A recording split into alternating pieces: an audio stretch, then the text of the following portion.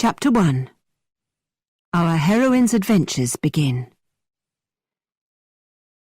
If you had known Catherine Morland as a young child, you would never have imagined that one day she would be the heroine of a novel filled with adventure, mystery, and romance. Her father was a respected clergyman, neither rich nor poor, and her mother was a strong, sensible mother of 10 children. The Morlands were often described as a fine family, but that was because there were so many of them, not because any of them were handsome, beautiful, or noticeably talented. For the first 10 years of her life, Catherine was as ordinary as the rest of the Morlands. She was thin and clumsy, with dull skin and hair. She spent her time throwing a ball, riding a horse, or chasing her brothers and sisters, while avoiding any ladylike activities, like arranging flowers, nursing a poor injured pet, or watering a pretty rose bush. And certainly Catherine's education could not be described as appropriate for a heroine. In fact, she had an obvious dislike for the classroom, and never could learn or understand anything before she was taught. Occasionally, she even seemed rather stupid. Her mother wanted her to learn music, and Catherine was sure she would like to play the piano. So at 8 years old she began lessons. But she soon gave up, and the day on which the music teacher was dismissed was one of the happiest days of her young life. Her drawing ability was also disappointing. Although she enjoyed drawing animals, all her pictures, from chickens to horses, looked very similar. What a strange, incomprehensible character. Incomprehensible because, in spite of such clear signs of a difficult nature, Catherine was seldom unpleasant. She rarely quarrelled, and was very kind to her 6 younger brothers and sisters, and quite friendly with the 3 older ones. But it still must be admitted that she was untidy, noisy, and wild, and loved nothing better than rolling down her favourite hill at the back of the house. At 15, Catherine's appearance began to improve. Her skin was brighter, her hair was shinier and nicely styled, her eyes shone, and her figure was pleasing. Her love of dirt was replaced by an interest in the latest fashions, and in the possibility of going to a ball. She was quite thrilled one day to hear her father remark on her personal improvement. "Catherine is almost pretty today." To be almost pretty is a great prize to a girl who has been plain for 15 years. Catherine had never been interested in books full of facts and useful knowledge, but from the age of 15 she began to read the type of books which heroines must read. Stories of romance, adventure, and fantasy, set in mysterious foreign places. These supplied her memory with useful instructions about life, death, and especially love. And although she could not write poetry or play the piano or paint a picture, achievements we might expect in a heroine, she began, nevertheless, to admire those skills in others. At the beginning of our story, Catherine was 17 and eager for life. But the world around Fullerton, the village in Wiltshire where the Morlands lived, did not offer the kind of adventure and romance that a heroine needs. Luckily for Catherine, Mr. Allen, the gentleman who owned most of the property around Fullerton, was required by his doctor to go to the city of Bath for a healthy rest. His wife, a good-natured woman with no children of her own, was very fond of Catherine. She understood that a young lady of 17 is ready to take her place in society, so she invited our heroine to accompany her and Mr. Allen to Bath for the season. When the time came for Catherine's first trip away from home without her family, You can imagine the excitement and anxiety in the Morland household. Would Mrs. Morland warn her daughter about the evils of city life and the dangers of mixing with the wrong sort of gentleman? Would her father generously hand her a blank cheque to cover every need? Would the sister closest to her in age insist that she write to her every day and tell her every detail of her life in Bath? Well, no. This, after all, was an ordinary family from rural England. Mrs. Morland simply said, "Catherine, please remember to wear your warm scarf around your throat when you are out in the evening." Mr. Morland gave Catherine a small purse with £10 and promised more if it was needed. Catherine's sister Sarah shouted goodbye as she ran out to meet a friend. In fact, the family had not realised that Catherine was going to be a heroine. They cheerfully but quietly sent her off without any dramatic speeches, tears, or warnings. The trip to Bath was both calm and safe. The carriage was not stopped by robbers or by stormy weather, nor were the passengers lucky enough to meet a hero before arriving at their destination.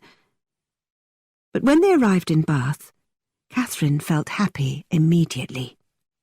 Her eyes were here, there, everywhere, as the carriage drove through the pretty streets. Soon Mr. and Mrs. Allen and Catherine were settled in comfortable lodgings in Pulteney Street. And what do we know about Mrs. Allen, Catherine's close companion and chaperone for the coming weeks? She was the type of woman who amazes us by finding a husband. Why would any sensible gentleman like Mr. Allen want a wife without beauty, intelligence, achievements, or a pretty manner? Well, she was generally quiet, did not concern herself with his business, and agreed with his opinions on every topic. In addition to these qualities, Mrs. Allen had two special interests that kept her busy and made her a suitable person to introduce a young lady into society. First, she loved going out, and never chose to stay quietly at home. Second, she found endless pleasure in fashion. She would not consider taking Catherine to any of the stylish rooms in Bath until they had both bought new dresses in the latest style.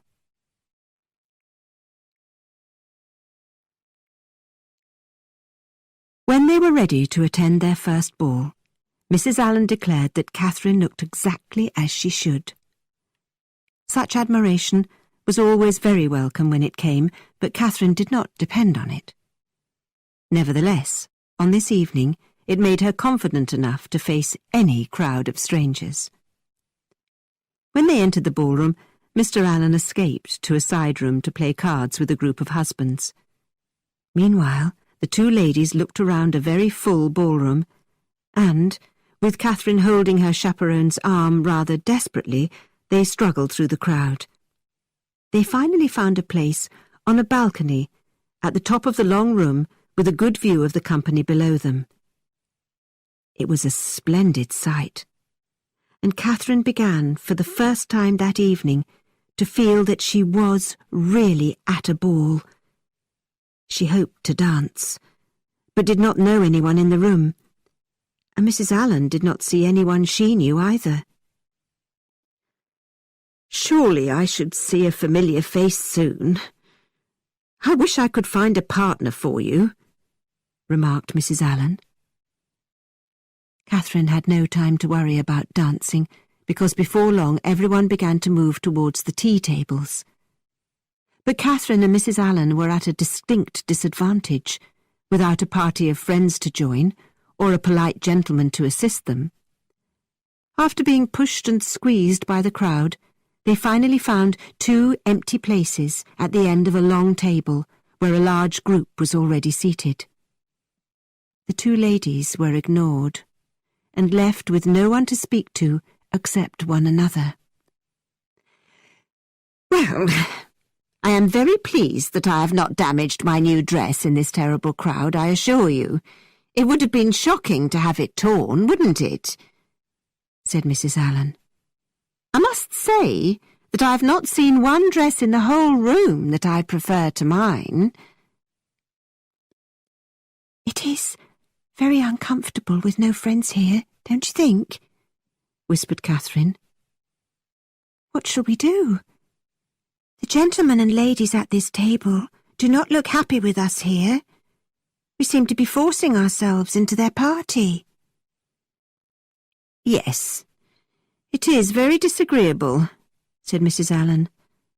"My good friends the Skinners would rescue us if they were here now." "Shouldn't we leave? There are no cups or plates for us here, you see," Catherine said with a worried frown. "I think we should sit still," said Mrs. Allen. "We shall be pushed and pulled in every direction if we try to find another place in this crowd. My dress could easily be damaged." "Mrs. Allen, are you sure there is nobody that you know in this great assembly of people? You must know somebody." "Oh, if only I could see a familiar face," Mrs. Allen said. "Oh, look, there goes a strange-looking woman. What an odd old-fashioned dress! Look at the back of it! How awful!" After some time, the two ladies received a polite offer of tea from one of their neighbours at the table. They accepted gratefully, and enjoyed a little light conversation with the gentleman, but that soon ended, and no one else spoke to them during the entire evening. When the dancing came to an end, Mr. Allen found Catherine and his wife. "Well, Miss Morland," he said, "I hope you have had an agreeable ball?" "Very agreeable indeed," Catherine replied politely, trying unsuccessfully to hide a great yawn. As the ballroom began to empty, and the crowd grew smaller, our heroine had a better opportunity to be admired. In her hearing, two gentlemen commented on her to one another. "There's a pretty girl. Where was she all evening?"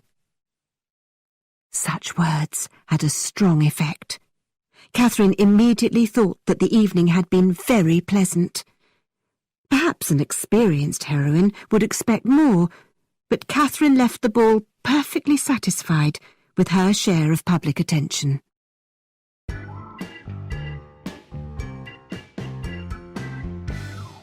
Chapter 2. Extremely Agreeable Introductions. Every morning now brought its regular duties for Catherine and Mrs. Allen. Visiting shops, exploring Bath, attending the pump room, where they walked up and down for an hour, looking at everybody and speaking to no one. Mrs. Allen repeated her usual disappointment every morning. "Oh, my dear, I would very much like to find someone I know in this crowd." Then, on Friday evening, when they arrived in the lower rooms, Catherine's fortunes improved. Mr. King, whose job was to act as host, introduced Catherine to a young gentleman as her dance partner.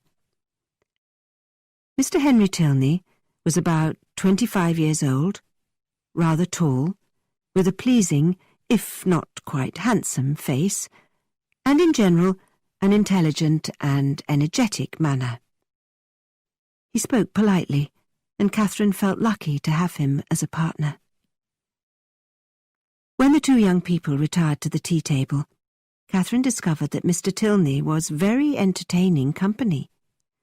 After some polite conversation, he said in a dramatic whisper, "Miss Morland, I must apologize. I have not asked you how long you have been in Bath, if you have been here before, whether you have been in the upper rooms, to the theatre, to a concert. Forgive me, and allow me to begin my list of questions immediately."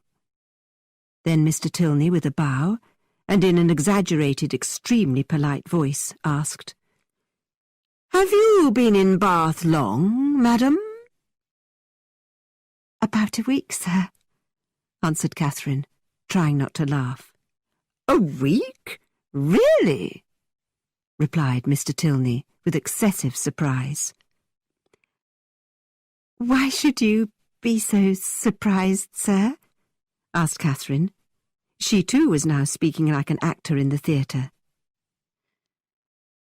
"That is a good question," said Tilney in his normal voice. "But reacting to your answers with appropriate emotions and gestures is my duty. Now, let us continue. Were you ever here before, madam?"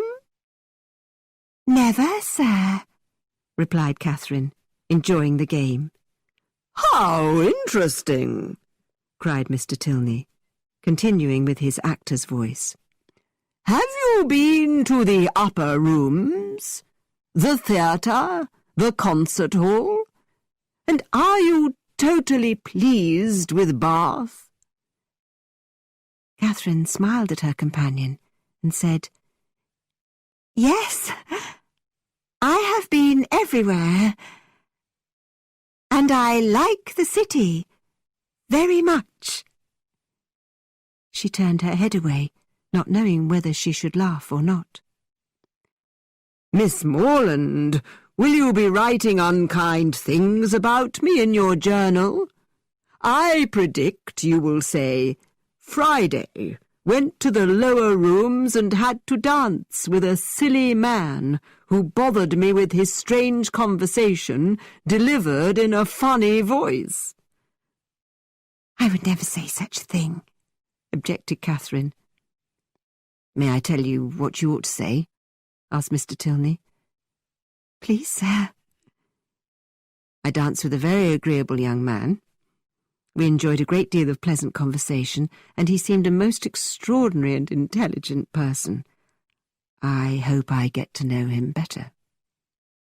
That, madam, is what I wish you to write in your journal." "But perhaps I do not have a journal." "Not have a journal? How will you relive every dance, every flattering word, every admiring glance? My dear madam, I think writing a journal is delightful, and so particularly suited to the talents of young ladies, whose usual writing style is perfectly faultless, except in two areas, a lack of subject and no attention to the essential rules that govern the English language." "You do not have a very high opinion of ladies' talents." "Actually, I believe that in every area where good taste is the basis for success, high achievement is quite fairly divided between the sexes," finished Mr. Tilney. But then this interesting discussion was interrupted by Mrs. Allen. "My dear Catherine, can you look at my dress? Have I torn it? It cost me more than any other dress in my wardrobe." "Madam, I can see why it was so expensive," said Mr. Tilney. "Miss Morland's dress, on the other hand, is pretty, but the fabric is too delicate. It will not wash well." Catherine began laughing and said, "Sir, how can you be so—" She almost said, "strange." But Mrs. Allen was delighted to talk about her favourite subject, and Mr. Tilney was polite enough to continue chatting about fabrics and current fashions for another 5 minutes. When Mr. Tilney and Catherine returned to the dance floor, he noticed a troubled look on his partner's face. "What are you thinking of, so seriously?" he asked. Catherine blushed. She had been wondering if Mr. Tilney had been too obviously teasing Mrs. Allen, but she said, "I was not thinking of anything." "You would not look so serious if something had not upset you. I would prefer to be told at once that you choose not to tell me what you are thinking." "Well then, I choose not to tell you," replied Catherine with clear determination. "Thank you," said her dance partner. "Now I can tease you about your serious secret thoughts and opinions whenever we meet. Nothing brings people closer than a bit of teasing. They danced again, and when the assembly closed, Catherine, at least, hoped that there would be many more opportunities to continue their friendship. She did not intend to dream of Henry Tilney that night. As a famous writer has insisted, a young lady must not dream about a gentleman or fall in love with him before the gentleman declares his love for her. As Catherine's host and protector, Mr. Allen inquired about her dance partner. Discovering that Henry Tilney was a clergyman from a very respectable family in Gloucestershire, allowed him to feel satisfied that he had done his duty.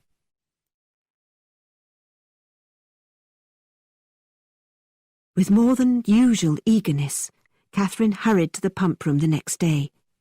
She felt sure that she would see Mr. Tilney there, and she was ready to meet him with a smile. But unfortunately, no smile was required. It seemed that every other creature in Bath arrived in the room during the fashionable hours. Only Henry Tilney remained absent. Mrs. Allen once again repeated her usual complaint. How pleasant Bath would be if we had some acquaintances here. This wish had been repeated by Mrs. Allen so often that it is not surprising that on this morning she had her reward. When she and Catherine sat down, the woman to their right stared at them for a few seconds before crying, "Madam, if my eyes do not deceive me, your name is Allen."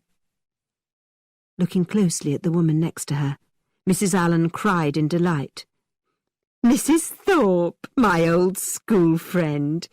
It is you, isn't it?" The two ladies had not been in contact for more than 15 years, and now their joy in meeting again was enormous. They chatted excitedly, talking both at the same time, and each much more interested in giving than receiving information. Although Mrs. Thorpe was a widow, and not a very rich one, she had one great advantage over Mrs. Allen. She had 3 sons and 3 daughters. Mrs. Allen had no children to talk about, but as she listened to all the news about the Thorpe children, she enjoyed noticing that her old friend's costume was quite inferior to anything in her own wardrobe. "Look, here are my dear girls," cried Mrs. Thorpe, pointing at 3 smart-looking females moving towards them. "The tallest, the most beautiful, and most elegant is Isabella, my eldest." After Mrs. Allen was introduced, she presented Catherine Morland to the Thorpe ladies. "Miss Morland, you are the picture of your brother," the Thorpes cried. They quickly explained that their brother John was at Oxford University and was a great friend of James Morland, Catherine's brother, who was studying to be a clergyman like his father. Catherine remembered that James had recently visited a college friend and his family near London, and this was the family. How lovely! Soon the eldest Thorpe girl, Isabella, invited Catherine to take her arm and walk round the room with her. Catherine was so delighted that she almost forgot Henry Tilney while she was talking to Miss Thorpe. Friendship is certainly the finest medicine for the pain of disappointed love. Because Miss Isabella Thorpe was 4 years older, Catherine felt that she could learn a lot about society from her new friend. When they parted, she watched Isabella as she walked away. She admired the older girl's graceful walk, her lovely figure, her fashionable dress, and she felt extremely lucky to have found such a charming companion. That evening at the theatre, and the next morning in the warm sunshine in the Crescent, Catherine enjoyed the sweet pleasure of her new and agreeable friendship with Isabella. She was so much happier than she had been in her first week in Bath. But she desired another meeting with Mr. Henry Tilney, and could find him nowhere. He must have left Bath although he had not mentioned his departure on Friday evening. Of course, this sort of mysterious behaviour is always attractive in a hero, and it made our heroine anxious to know more about him. Isabella loved to hear anything with even a hint of romance, and wanted to know everything about Henry Tilney. Therefore, he became a regular topic of conversation for the two young ladies. Catherine relived every moment that she had spent with the young gentleman, and Isabella analysed the situation and gave advice from her superior experience and wisdom.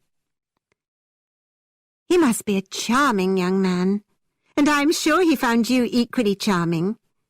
He must have important business in Gloucestershire and will soon return to Bath. And he is a clergyman. I have a particular liking for clergymen," Isabella said, in a rather dreamy voice. Not being experienced in the etiquette of romance, Catherine did not demand to know the cause of Isabella's emotional response to clergymen. Perhaps, as a good friend, she should have insisted that her friend tell her more about her particular liking. The friendship between the two girls nevertheless continued to grow and to become more and more affectionate. Even if the weather was very poor, the two young ladies walked through mud and rain to sit together and read novels. Yes, novels. To many people, novels are considered to be nothing more than foolish nonsense. But why? Novels may not be as serious as books about history or science or even art, but novels have humour, mystery, culture, and elegance. Do not therefore say, "Oh, it is only a novel." Read novels and learn everything about human nature in the most delightful language and through the most entertaining plots. Our two young ladies, you will see, had already learned this lesson. Listen to their conversation in the pump room after a friendship of only 8 or 9 days. "My dear Catherine," Isabella began, "I saw the prettiest hat you can imagine in the shop in Milsom Street. I must say that I longed to have it. But Catherine, what have you been doing all morning? Have you read more Udolpho?" "Oh, yes," cried Catherine. "I am at the part with the black veil."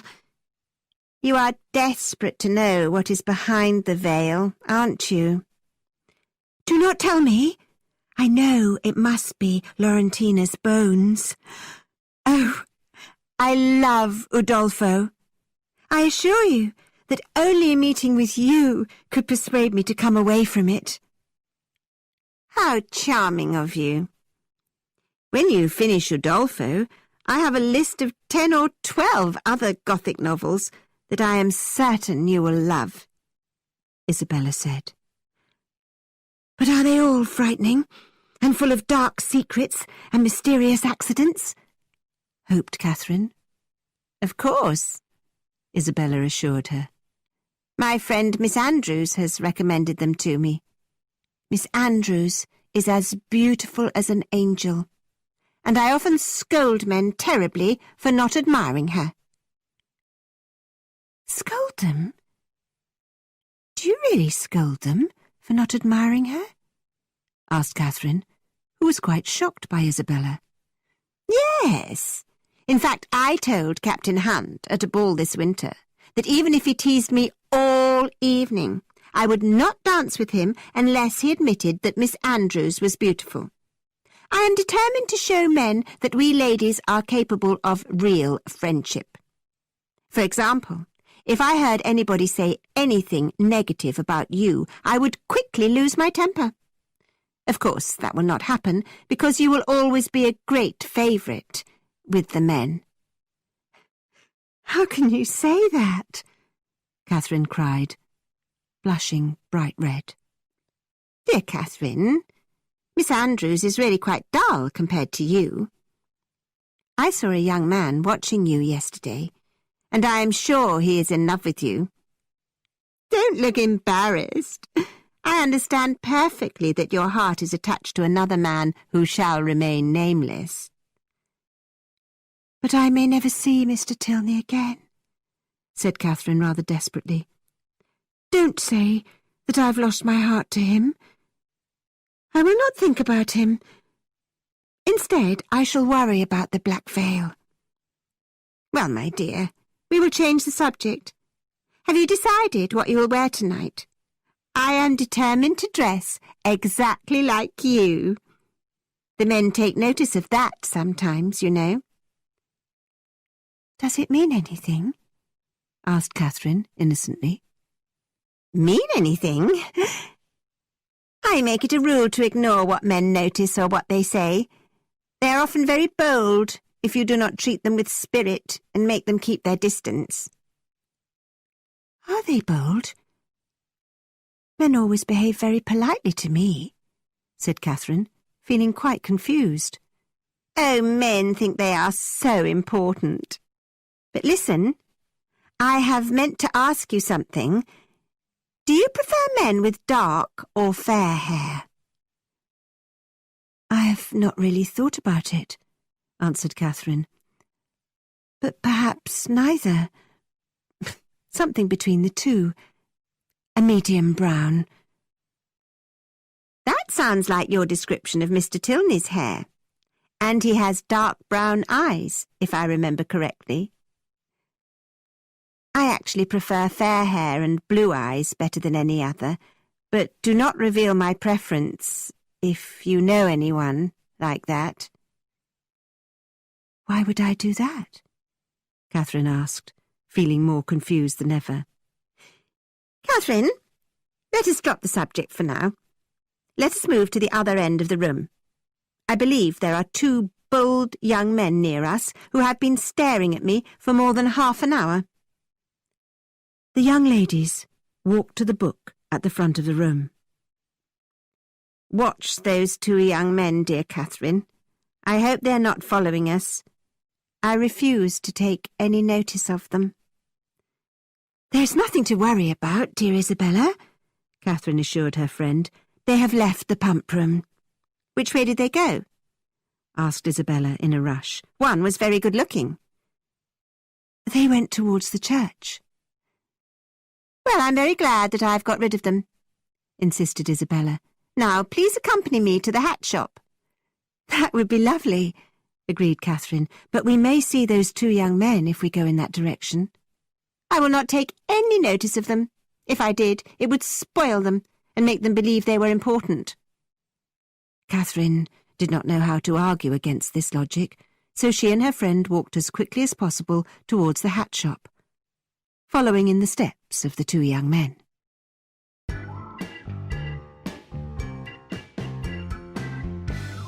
Chapter 3. A Complicated Social Life. The young lady's progress was stopped at the busiest crossroads in Bath. Every day, parties of ladies out on important tasks like buying cakes, trying on hats, or even, as in the present case, searching the roads for 2 young men, were held up by the traffic at this corner. We shall be kept here for a terribly long time, Isabella complained. Look at this carriage coming towards us. What dangerous driving! But Isabella's attitude changed when she looked again. How delightful! It is Mr. Morland and my brother. Good heavens! It is James! Uttered Catherine when she saw her blonde, blue-eyed brother. John Thorpe and James Morland got out of their carriage, and although Catherine was totally surprised by the arrival of her brother, she greeted him with the most sincere pleasure. James could not say much to his sister for the moment, because Miss Thorpe clearly intended to gain his attention with her flirtatious eyes and sweet smiles. James responded to Isabella with a mixture of joy and embarrassment, which, if she had been more of an expert in matters of the heart, might have given Catherine a clue to the reason for her brother's visit. John Thorpe a rather fat young man of medium height, with a plain face and ungraceful style, immediately claimed everyone's attention. Looking at his watch, he shouted, 25 miles from Tetbury to Bath in 2.5 hours. We left Tetbury as the town clock struck 11. You have lost an hour, John, James Morland corrected him. We left the inn at Tetbury at 10 o'clock. Miss Morland, your brother is dreaming. My horse could never take over 3 hours for such a journey. And have you noticed my carriage? I just gave £50 for it to a friend at Oxford. Now, lead the way to Mother's lodgings, Isabella. Isabella was so happy to take James's arm, and when they passed the 2 offensive young men from the pump room, she only looked back at them 3 times.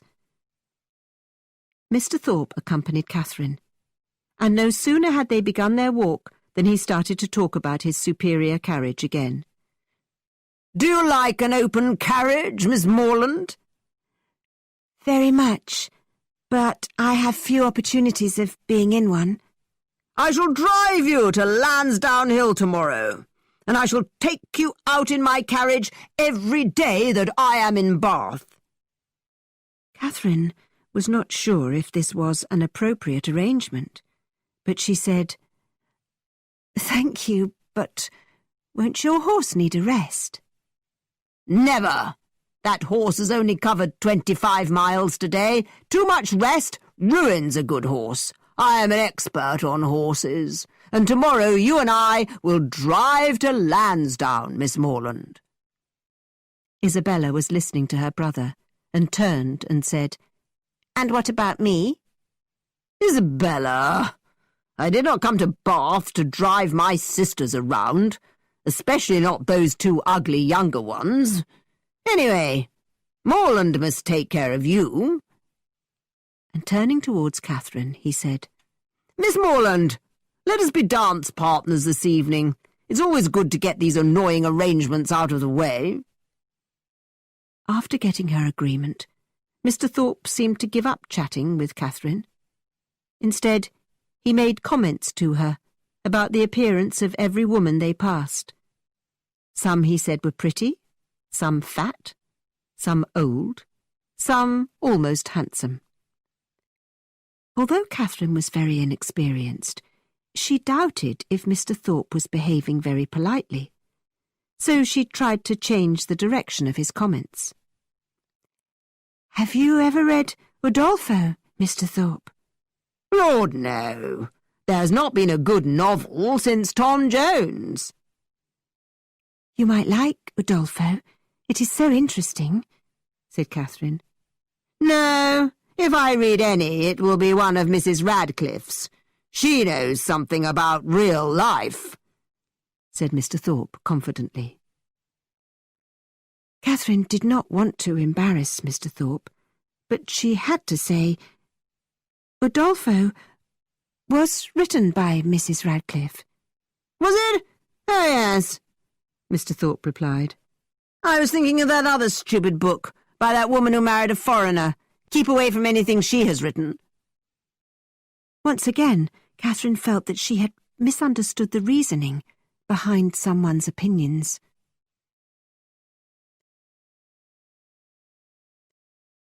When James Morland visited his sister and Mr. and Mrs. Allen at their lodgings later that afternoon, he asked, Well, Catherine, how do you like my friend Thorpe? If John Thorpe had had no connection to her brother or to her new friend, and if there had been no invitation for carriage rides and dance partners, Catherine would have said, I do not like him at all. But under the present circumstances, she said, I like him very much. He seems very agreeable. He is a good-natured fellow. Perhaps a little too full of opinions sometimes, but you girls like that in a gentleman, don't you? And how do you like the rest of the family? Oh, very much, especially Isabella, Catherine said happily. I'm very glad to hear you say that, said James. She has so much good sense, and is so friendly and kind. Since I met her, I've wanted you to meet her, and now I learn that she already has a very high opinion of you. I'm sure you may be very proud of receiving praise from a girl like Miss Thorpe. And I am sure she is greatly admired in a place like Bath, isn't she?" "I believe so," agreed Catherine. "Mr. Allen thinks that she is the prettiest girl in the city." "I do not know any man who is a better judge of beauty than Mr. Allen. And, dear Catherine, are you pleased to be here?" "James, I've never been so happy," admitted Catherine. "Everything is so exciting. And now I'm even more delighted. How good it is of you to come so far to see me." The Morland children had been taught not to lie, so James chose his next words carefully. He simply said, "My sweet Catherine, I love you dearly." The Thorpes and the Allens, with Catherine and James Morland, met that evening in the upper rooms. Isabella was all smiles when she saw Catherine, and the two girls followed their chaperones into the ballroom, whispering to each other and exchanging affectionate glances. James was engaged to dance with Miss Thorpe, and invited her to join the sets of dancers when the music began. Catherine, who you will remember was also engaged to dance, could not see her partner anywhere. "Mr. Morland, I cannot possibly begin to dance while my dear friend is without a partner. We will wait here with her until my brother returns," explained Isabella. Catherine felt very grateful for this kindness, and she continued to chat with Isabella for another 3 minutes. But after turning to James Morland, on her left, Isabella whispered, "My dear Catherine, your brother is so impatient to begin. I know you will forgive me for going away, and I'm sure John will return in a moment, and then you can come and find me." Catherine was too polite to oppose her friend's plan as she watched the couple hurry onto the dance floor, but she was upset and rather cross. Not only did she want to dance, but she also did not want to be pointed out as a young lady in need of a dance partner. Nevertheless, such things happen in a heroine's life. Catherine suffered, but she made no comment about the disappointment caused by John Thorpe's rude behaviour. After another 10 minutes, Catherine was shaken from this angry state by the sight of Mr. Henry Tilney, who was walking towards her party with a young woman on his arm. Fortunately, he had not seen her yet, so she was able, like a true heroine, to hide her blush and sudden smile. Mr. Tilney looked as handsome and as full of life as Catherine remembered, as he chatted with the stylish, good-looking young woman at his side. Instead of turning pale and filling her head with tragic thoughts of a possible Mrs. Henry Tilney, Catherine correctly guessed that the young lady was the sister who Mr. Tilney had mentioned to her and Mrs. Allen on Friday. One of the ladies in the Tilneys' party, a Mrs. Hughes, was an acquaintance of Mrs. Thorpe's, and as she spoke to Isabella's mother, Mr. Tilney saw Catherine and smiled at her in recognition. Catherine returned his smile very prettily and said, "How nice to see you again, sir. I was afraid you had left Bath." "Thank you, Miss Morland, for your fears. I had to leave Bath the morning after I had the pleasure of meeting you." "Well, sir, I hope you're happy to be back again. I find Bath an exciting place at this time of year," responded Catherine. After a few enjoyable moments of conversation, Mr. Tilney asked Catherine to dance with him. This delightful invitation produced terrible anxiety in our heroine, and in giving her refusal, she expressed her genuine sorrow, explaining that she was already engaged to dance with another gentleman. Just then, John Thorpe inconveniently wandered over to the group and claimed Catherine as his partner. As they danced, Mr. Thorpe's conversation about buying a good hunting dog allowed Catherine to keep watch on the part of the room where she had left Mr. Tilney. She also looked around for Isabella, wanting to point out Henry Tilney to her dear friend, but she seemed cruelly separated from friends and acquaintances. As Mr. Thorpe continued his one-sided conversation, Catherine began to realise a useful lesson. It is not always best to arrange your dance partners before going to a ball. But luckily Catherine's thoughts were interrupted by a light touch on her shoulder from Mrs. Hughes.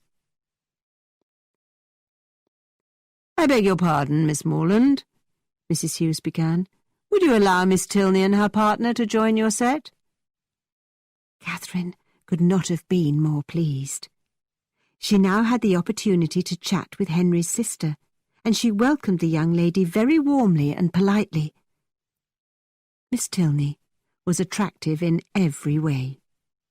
She was not as fashionable as Miss Isabella Thorpe, but she was more naturally elegant. She was polite to everyone, and was capable of being young, beautiful, and at a ball, without flirting with every man near her, and without becoming overexcited or overdramatic about insignificant flattery. At the conclusion of the 2 dances, Catherine found her arm immediately seized by her dear Isabella, who in an excited voice cried, "At last! I have got you! Why didn't you and John join our set? I have been quite miserable without you. I kept telling your brother to search for you, but he was extremely lazy and would not leave my side. Isn't that right, Mr. Morland? I have been scolding him all evening. You would be amazed." Catherine pulled Isabella away from James and whispered urgently, "Do you see that young lady with the white ribbons in her hair? It is Mr. Tilney's sister." "Oh, let me get a good look at her," cried Isabella. "I have never seen anyone half as beautiful, so wonderfully dressed. But where is her famous brother? I am dying to see him." "What is all this whispering about?" asked James. "Men are so much more curious than women," teased Isabella. "This is not about you, and we will not tell you anything about it." "And is that likely to satisfy me?" James asked with a smile. "Please don't listen," Isabella smiled back. "Perhaps we are talking about you, and you may hear something disagreeable." This flirtatious chat continued between Isabella and James for so long that the original topic seemed entirely forgotten. Although Catherine felt a sense of relief to have the subject of Henry Tilney dropped, she was a bit disturbed by Isabella's apparent lack of interest in her news. When the music began again, James started to lead Isabella to the dance floor. "Catherine, tell your brother we must change partners after 2 dances together," Isabella cried. "My dear Miss Thorpe," objected James politely, "in these public assemblies we are not required to change partners." "You men," cried Isabella, "always insist that you are correct about everything. Catherine, tell your brother that everyone, including you, would be shocked if we danced together again." "I do not see why anyone would be shocked," Catherine said innocently. "But if you think it is wrong, you should of course change partners." "You see, James, your sister is on my side, but you will not listen to her. Well, remember, sir, it is not my fault if all the old ladies start gossiping about us." And off she went to dance again with Mr. James Morland. Meanwhile, John Thorpe had disappeared again, and Catherine had to return to her seat beside Mrs. Allen and Mrs. Thorpe. "Oh, my dear, did you see Mr. Tilney just now? He was tired of sitting and went off to find a dance partner," reported Mrs. Allen. "I thought perhaps he would ask you to dance if he saw you." "Where can he be?" said Catherine desperately. She looked round and saw him leading a young lady to the dance floor. Catherine had missed the most desirable opportunity of the evening, and was not in a friendly mood when John Thorpe came up to her and said, "Well, Miss Morland, I suppose you and I should have another dance together." "No, thank you," Catherine said rather coolly. "I do not intend to dance again this evening." "Oh, really? Well, let us walk around the room and examine everyone. We could start with my two younger sisters and their partners. Did you ever see such silly, unattractive girls?" Catherine did not enjoy Mr. Thorpe's comments, and again excused herself from joining him. She sat with the older ladies, and found the rest of the evening very dull.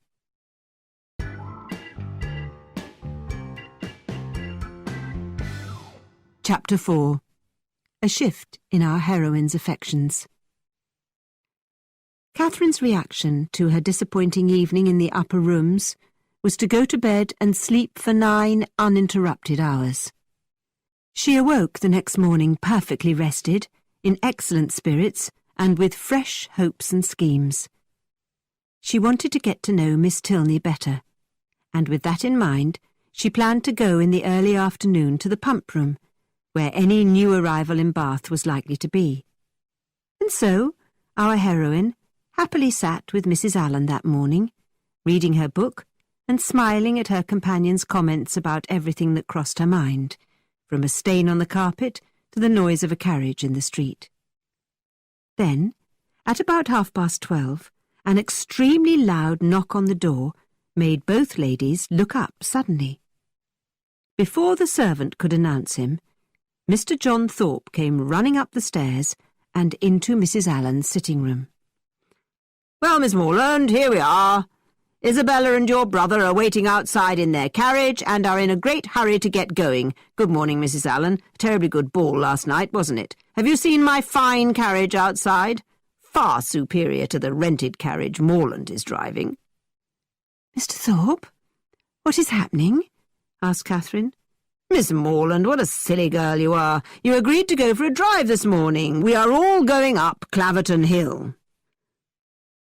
"I remember that you mentioned a carriage ride, but really, I did not expect you," Catherine explained. "Not expect me? I wonder how you would have complained if I had not come for you," shouted John Thorpe. Catherine did not know what to do, and so looked to Mrs. Allen for guidance. She wondered if it was proper to go for a drive in Mr. Thorpe's carriage without a chaperone. Would Mrs. Allen approve, since James and Isabella were going too? "Well, madam, shall I go or not?" asked Catherine. "Do as you please, my dear," replied Mrs. Allen calmly. She did not seem to understand any of Catherine's anxiety. A drive in an open carriage, with Isabella and James following behind in a second carriage, was almost as exciting as the possibility of another meeting with Miss Tilney, and, with Mrs. Allen's permission, Catherine was ready to go in 2 minutes. As she and Mr. Thorpe hurried out of the house, they were greeted by Isabella. "Catherine, my dearest creature, what a delightful ball we had last night. I have 1,000 things to discuss with you, but now I am anxious to begin our adventure." John Thorpe helped Catherine into his carriage, saying, Don't be frightened, Miss Morland, if my horse shows a bit of spirit. You are in no danger. I am an excellent horseman. With this warning, Catherine was surprised when the horse started and continued in the quietest manner imaginable. A silence of several minutes was broken when Mr. Thorpe suddenly asked, Old Allen is one of the richest men in Wiltshire, isn't he? Oh, do you mean Mr. Allen? Asked Catherine, not understanding how this topic of conversation had come up. Yes, I believe he is very rich. And no children at all? No, not any. And he is a relative of yours, isn't he? Oh, no. We are not related. But you spend a lot of time with them. Yes, very much. After that short exchange, Mr. Thorpe talked about more topics that interested him. His horse, the value of his carriage, his skill as a horseman, the expensive wine he served in his Oxford apartment. Catherine had been brought up in a family of plain people who were not in the habit of telling lies or exaggerating their own importance. Mr. Thorpe, on the other hand, was obviously accustomed to a type of conversation which always began and ended with praise for himself.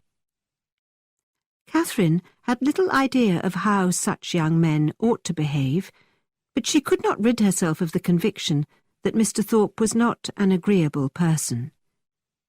It was a difficult and bold conclusion to come to, since he was her brother's friend and dear Isabella's brother.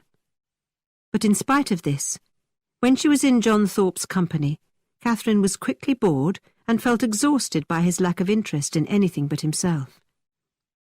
After what seemed like hours to Catherine, the carriages finally returned to Mrs. Allen's door.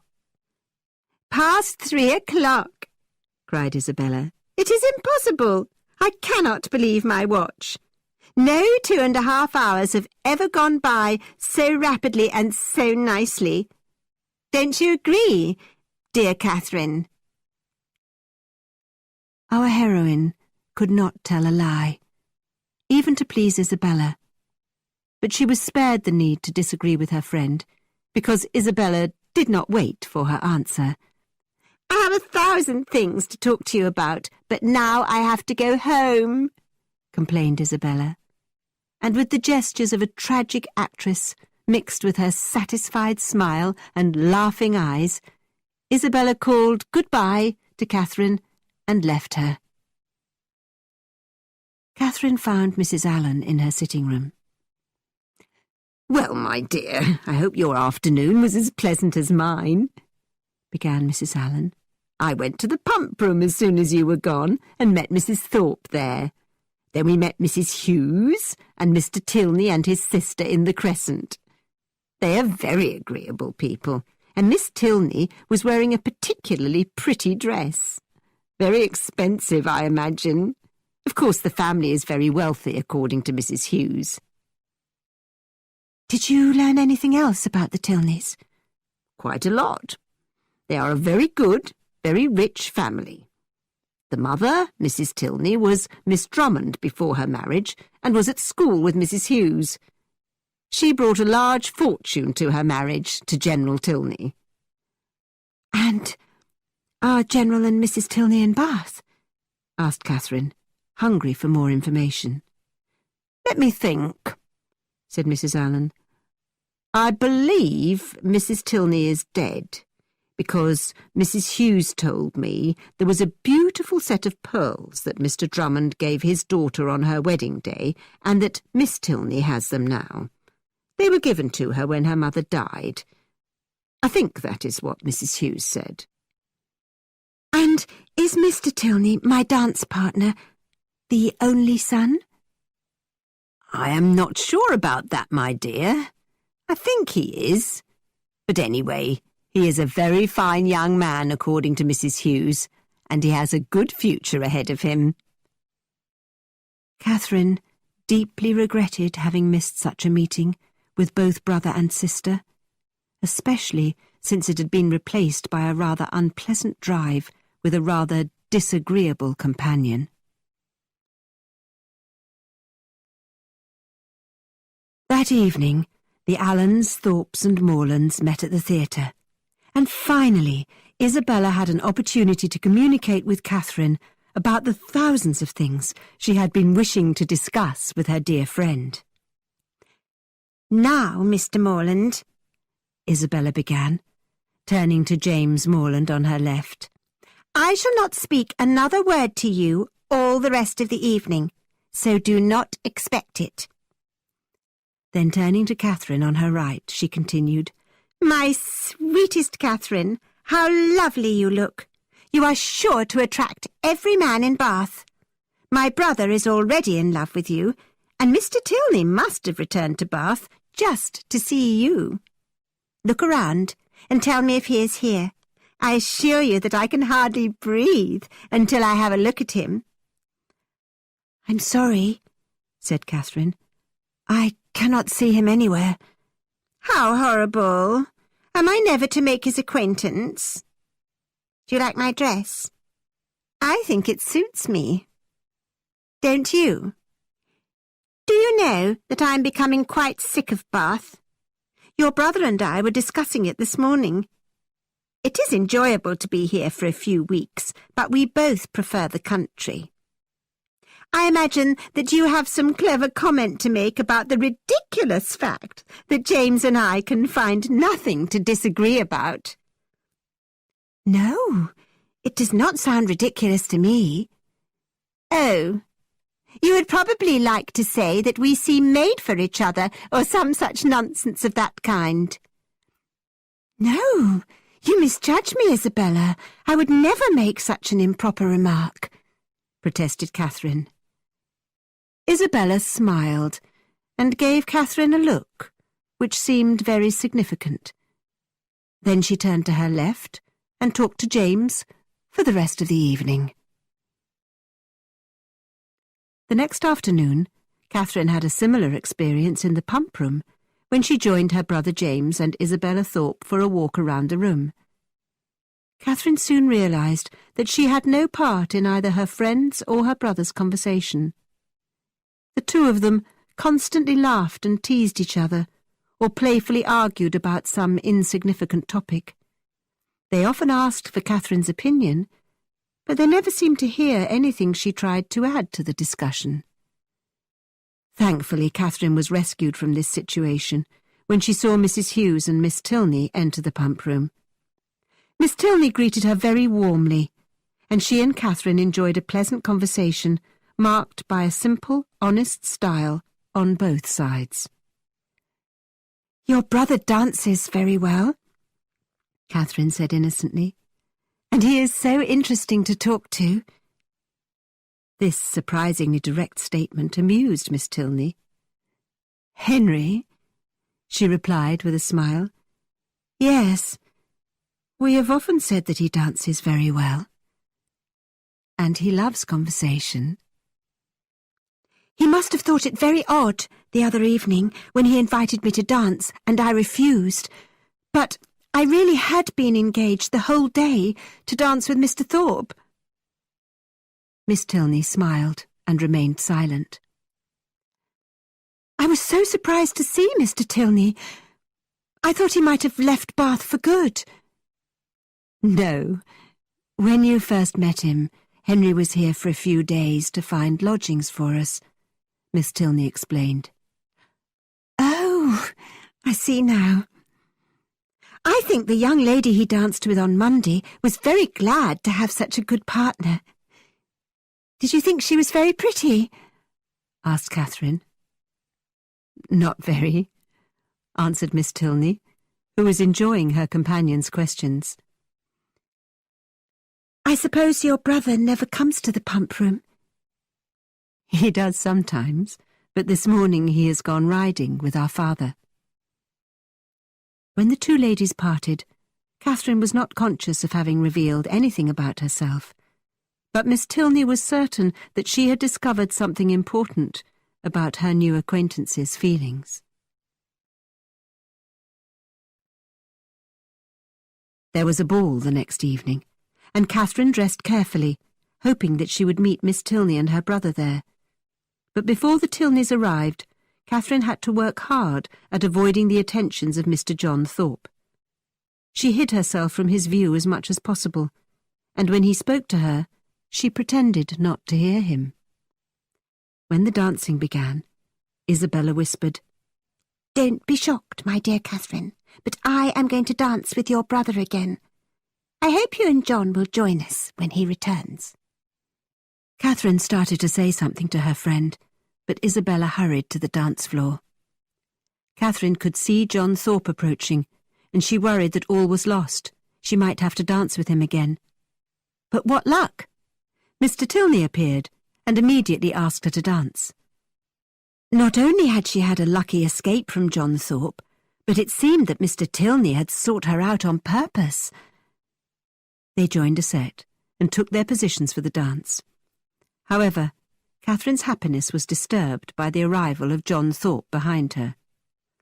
"Hello, Miss Morland," Mr. Thorpe shouted. "I thought we would be dancing together this evening."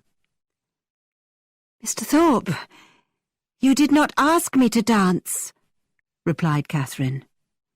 "That is a good joke. I asked you as soon as I came into the room. This is a low trick to play on a fellow. I told my friends that I was going to dance with the prettiest girl in the room, and now you have abandoned me. And who is this partner of yours?" "He is Mr. Henry Tilney," answered Catherine quietly. "I do not know him. A good-looking man. Does he need a horse? I can get a good one for him from Sam Fletcher. He sold me my last horse, a really good hunter." The dance was beginning now, and Mr. Thorpe was forced to leave the floor.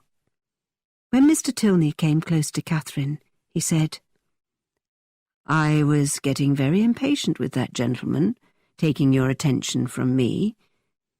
We have agreed to be faithful to each other as dance partners for the evening, and a man who tries to claim the attention of another man's partner is breaking what I consider an important contract.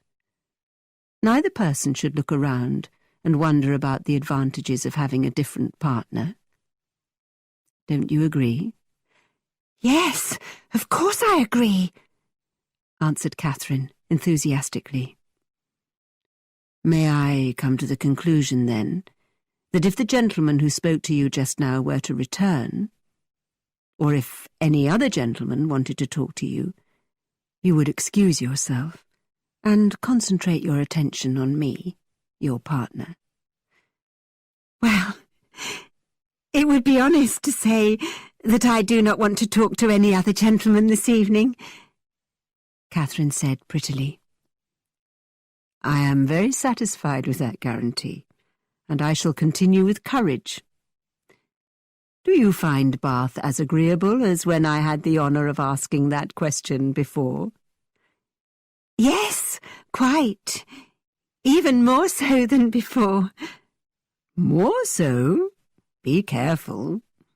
The fashionable young ladies always get tired of Bath at the end of 6 weeks. "Well, other people must judge for themselves, but I do not think I would be tired of Bath at the end of 6 months," insisted Catherine. "I do not think I could ever be tired of Bath." As the dance progressed, Catherine noticed a handsome older man with a rather noble attitude standing in the crowd and staring at her. Then she saw him whisper something to Henry Tilney, and both men looked at her again before the older man withdrew from the dance floor. Henry politely approached Catherine and said, "That gentleman is General Tilney, my father, and he was asking me who you are." Later that evening, Catherine had a very welcome opportunity for a chat with Henry Tilney and his sister. They discovered that all three of them had a special liking for country walks. "Shall we have a walk together one morning?" suggested Miss Tilney. "I would like that better than anything in the world," Catherine said enthusiastically. "Shall we go tomorrow?" The three young people agreed, unless there was rain, to go out for a walk together at 12 o'clock the next day. And so, although she had seen hardly anything of her good friend Isabella during the entire evening, Catherine travelled home in the carriage with Mr. and Mrs. Allen in such good spirits that she danced in her seat all the way.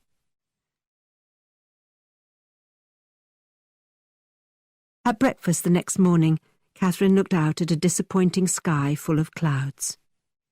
Then at 11 o'clock, when she was watching the weather with great attention, a few drops of rain hit the sitting-room window.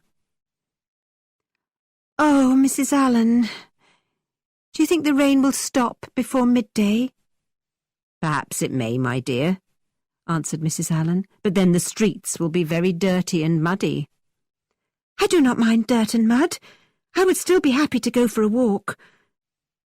Oh dear, now I see 4 raised umbrellas. But I will not give up until 12:30, Catherine said. That is just the time of day for the weather to change. Oh, why can't we have the kind of beautiful weather they had in Udolpho? Then, just as the clock struck the half-hour, the sky really did begin to clear and the rain stopped. In 10 more minutes, the sun was shining, and it promised to be a fine, bright afternoon. Catherine continued to sit at the window, hoping that the Tilneys would appear for their country walk. But instead of the Tilneys, she was surprised by the arrival of Isabella and John Thorpe, and her own brother James. "Be hasty, Miss Morland!" shouted Mr. Thorpe, as he entered Mrs. Allen's sitting-room. "The carriages are waiting, and we're all going to Clifton to dine, and then on to Blaise Castle."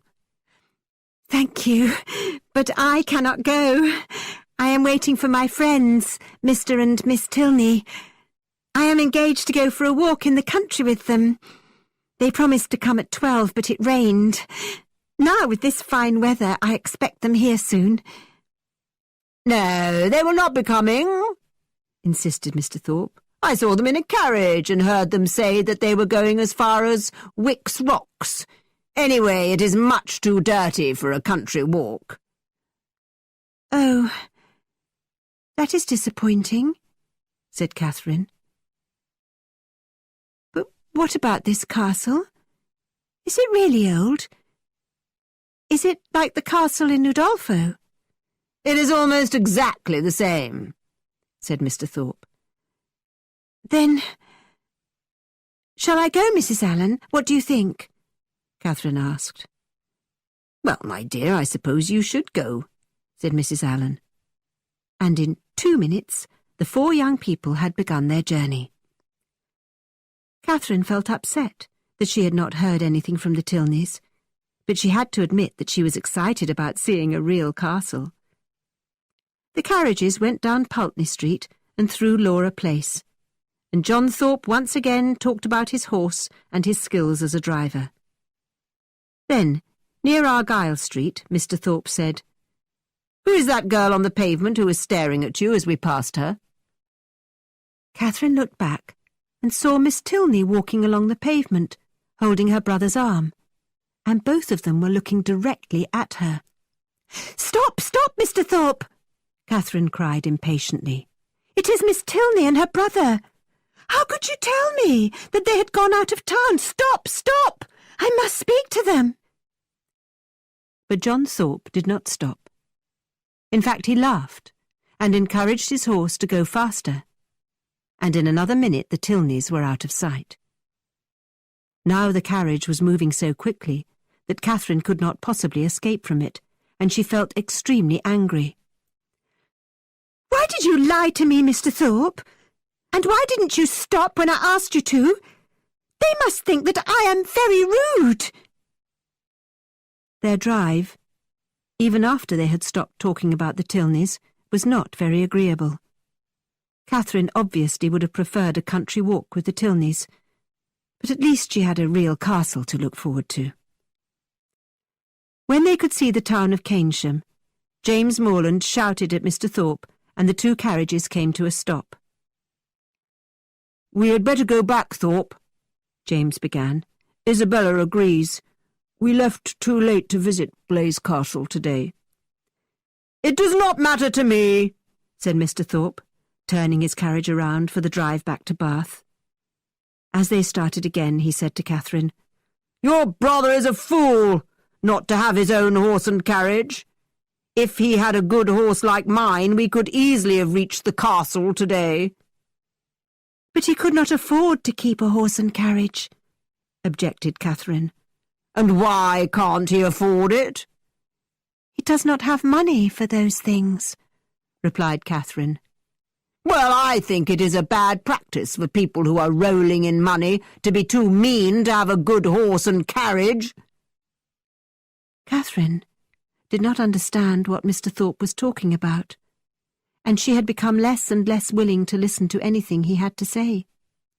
They returned to Pulteney Street without her speaking 20 words.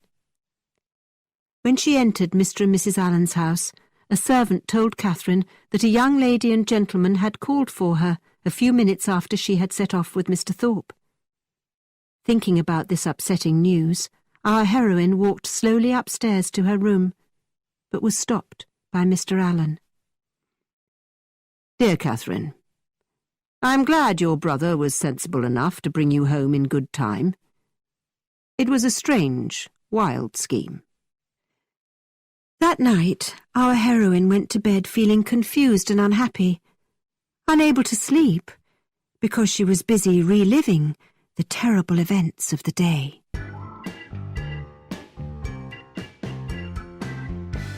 Chapter 5. Seeds of Misunderstanding.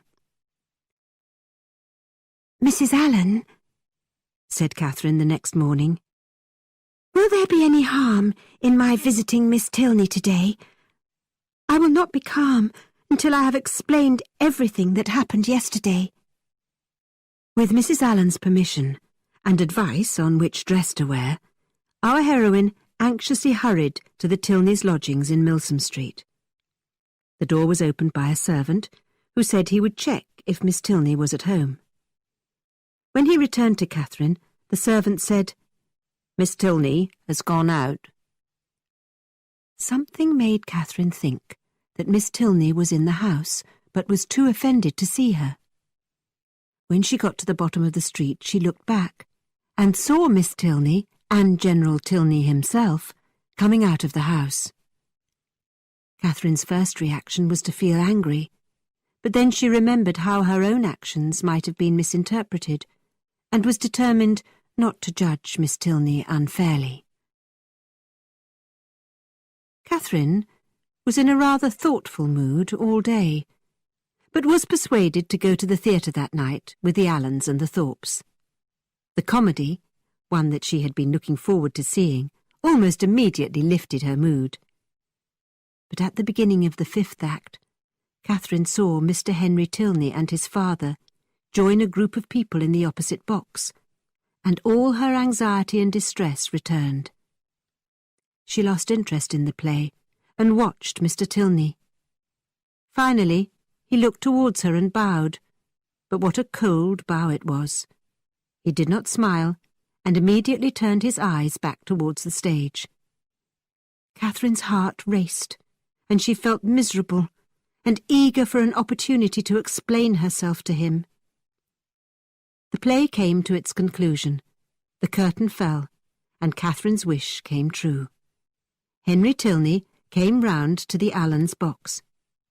He greeted the Allens very politely, but Catherine did not wait for him to speak to her. "Oh, Mr. Tilney, I have been quite wild to speak to you, to make my apologies. You must have thought me so rude yesterday. But really, it was not my fault, was it, Mrs. Allen? Mr. John Thorpe told me that you and your sister had gone out in your carriage. What could I do? But I would have 10,000 times preferred to be with you, wouldn't I, Mrs. Allen?" "Yes, my dear, but calm down. You will damage my dress," said Mrs. Allen. "I begged Mr. Thorpe to stop his carriage and let me out when I saw you," Catherine rushed on, "but he would not even slow down. If he had, I would have jumped out of the carriage and run after you." No man could choose not to accept Catherine's sincere apology and explanation, and Henry Tilney smiled politely and told her that she must say no more about it. "My sister would also like to apologize to you, Miss Morland, for her own behaviour this morning," Mr. Tilney added. "That is not necessary. It is understandable that she did not want to see me after yesterday's disaster." "But Eleanor did not choose to ignore you. My father wanted her to accompany him on his walk. He is not a patient man, and told the servant to send you away, so I would like to apologize for her. And now, may I join you for a few minutes? What did you think of tonight's play?" Catherine chatted with Mr. Tilney for some time, and they made plans to take their country walk as soon as possible, which made Catherine believe that she was one of the happiest creatures in all the world. But a new mystery appeared while the two young people were together. Catherine observed with some surprise that John Thorpe was in the opposite box, talking to General Tilney and looking over at her from time to time. "Does Mr. Thorpe know your father well?" Catherine asked. "I did not know that they were acquaintances, but my father is a military man and has a wide circle of friends."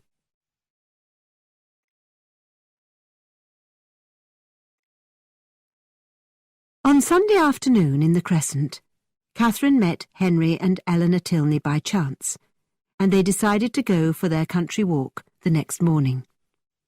At almost the same time, the Thorpes and James Morland were looking for Catherine to tell her about their plans for another carriage ride into the country, also on Monday morning. "My dear," Isabella began when they found Catherine, "we are going on our trip to Clifton tomorrow morning. You must be ready early so that we have time to see and do everything." "I'm very sorry, but I cannot go with you tomorrow. I'm engaged to go for a walk with Eleanor Tilney and her brother." "But we cannot go without you," complained Isabella. "Explain that you had forgotten you were engaged to go with us." "Don't try to persuade me, Isabella. I will not break my engagement with the Tilneys." But the discussion did not end there. "My dearest, sweetest Catherine, you cannot refuse such a small request from me, a friend who loves you so dearly," Isabella tried. "You cannot possibly love Miss Tilney more than you love me. You can go for your country walk another day." But Catherine would not change her plans.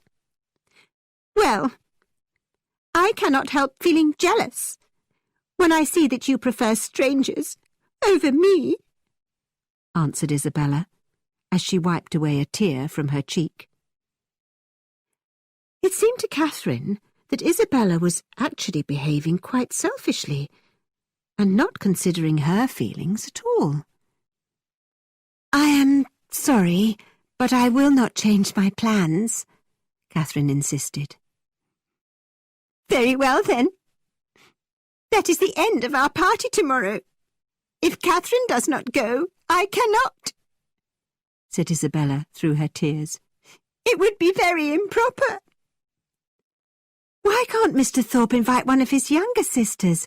I imagine they would like to go for a carriage ride," suggested Catherine. Mr. Thorpe, who had left the group for a few minutes, heard this suggestion and shouted, "Thank you very much, but I did not come to Bath to drive those silly girls around. And anyway, I have solved the problem, and now we may all four go tomorrow with no worries. I have spoken to Miss Tilney and made your excuses. You can go out with them another day." "No!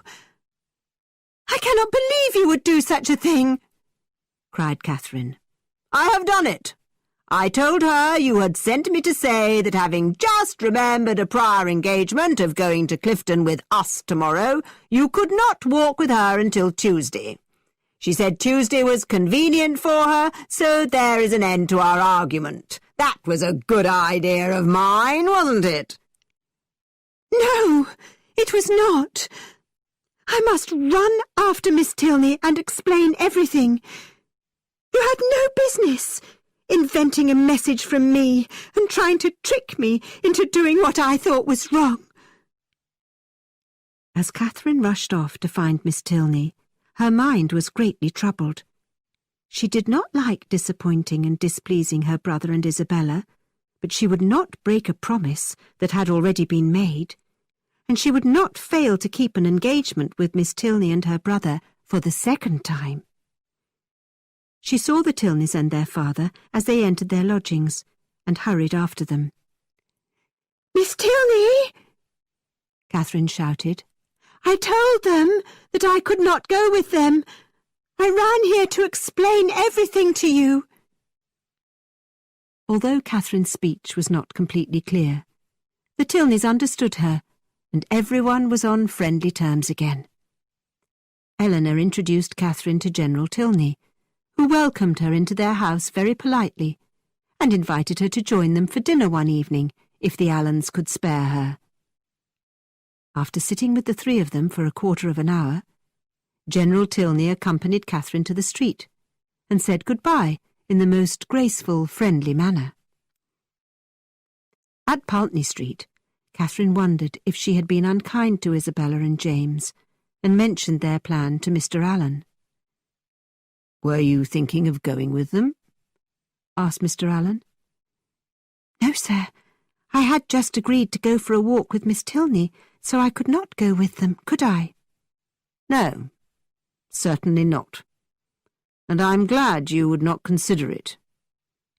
I do not approve of young men and women who are not related, driving around the country in open carriages, going to inns and public places together. It is not proper, and I am surprised that Mrs. Thorpe allows it." "I wish Mrs. Allen had stopped me on the other occasion," said Catherine quietly. "No harm has been done," Mr. Allen replied, "but I would advise you, my dear, not to go out with Mr. Thorpe any more."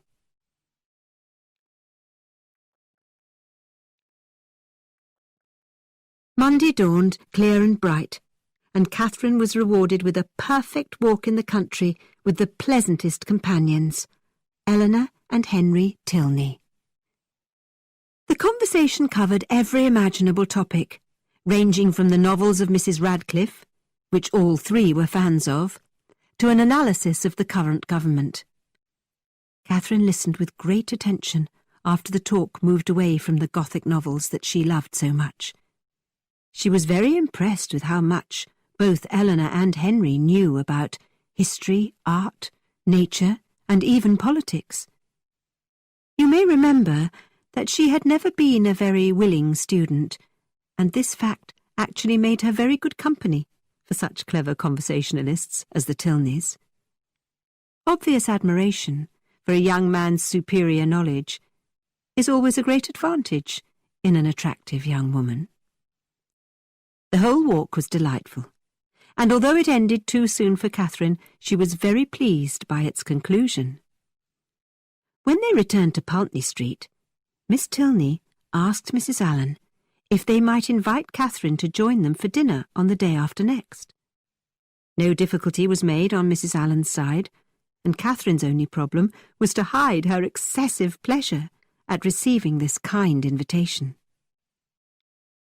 The morning had been so charming, so enjoyable, that Catherine had not thought about James or Isabella, but was reminded of them in the afternoon when she happened to meet Miss Anne Thorpe in Bond Street. "Good afternoon, Anne," Catherine began. "Did your sister and brother go for their drive to Clifton this morning?" "Yes, my other sister Maria went with them. I think you had a lucky escape. It must have been a very boring, dull drive. But Maria was excited about going. I decided immediately that I did not want to go with them."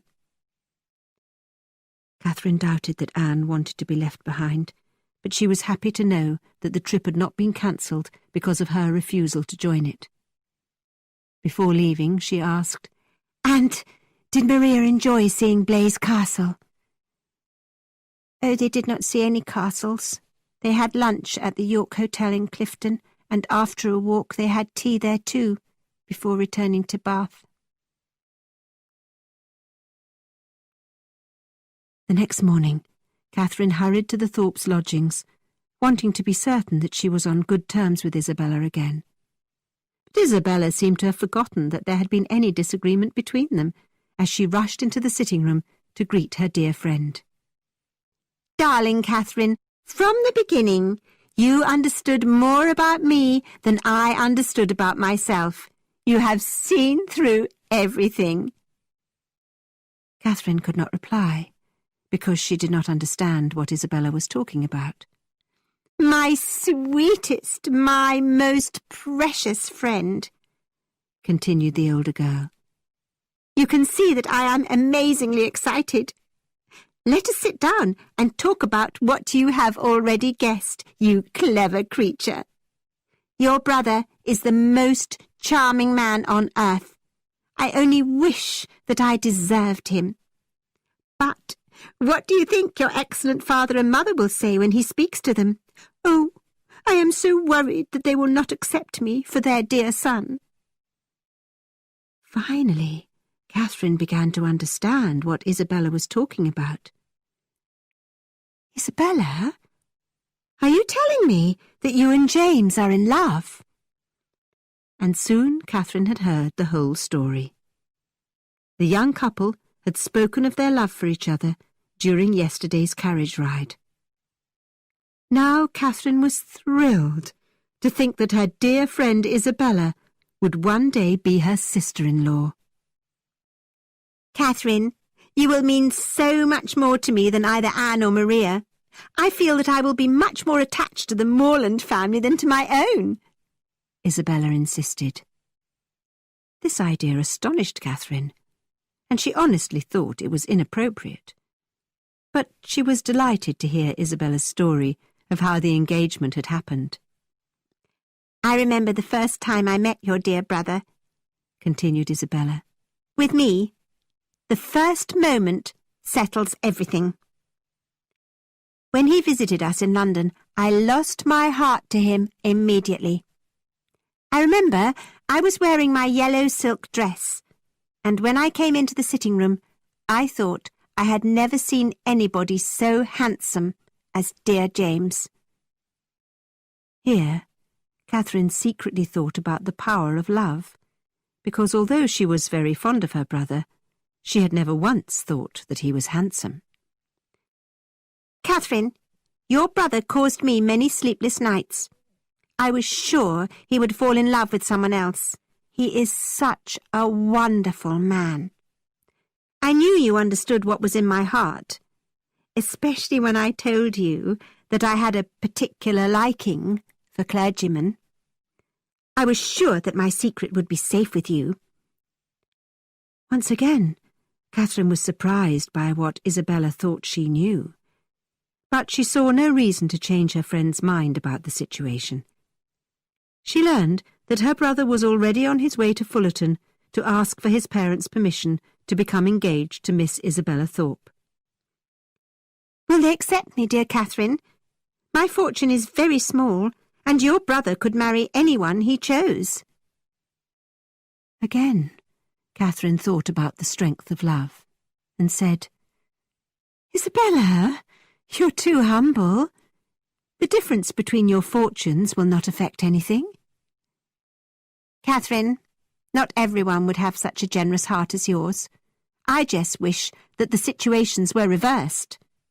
If I had command of millions and ruled the world, your brother would be my only choice. I need very little in life, and where people are attached by love, poverty itself is not a problem. Catherine liked this idea. It sounded like something from one of her novels. I will not think of a wedding, or a house, or anything of that sort until we have your father's answer, continued Isabella. Your dear brother said that he will send me news tomorrow, but I know I will not have courage enough to open his letter. The two friends spent every moment together that day and the next, talking of nothing except how happy they would be as sisters. Finally, after much anxiety, the post was delivered on the second day, and Isabella opened her letter from Fullerton. James wrote, I have gained the approval of my kind parents, and they promise that everything in their power will be done to guarantee my happiness. The brightest look spread across Isabella's face, and she said that she was the happiest woman on earth.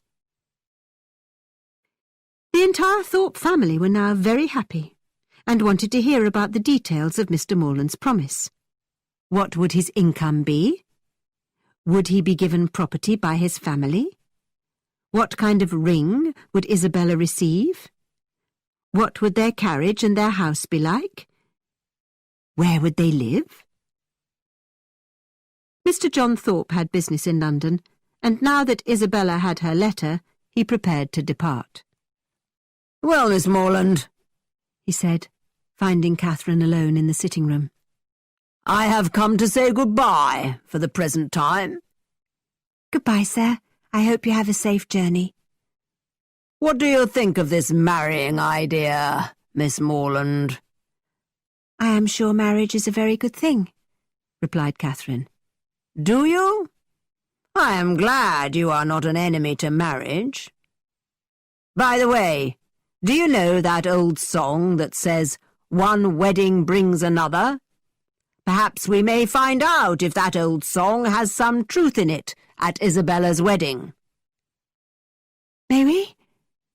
asked Catherine, feeling quite confused. But I never sing, so I would not know. Well, I wish you a good journey. I dine with Miss Tilney today, so I must rush home. "Don't hurry away.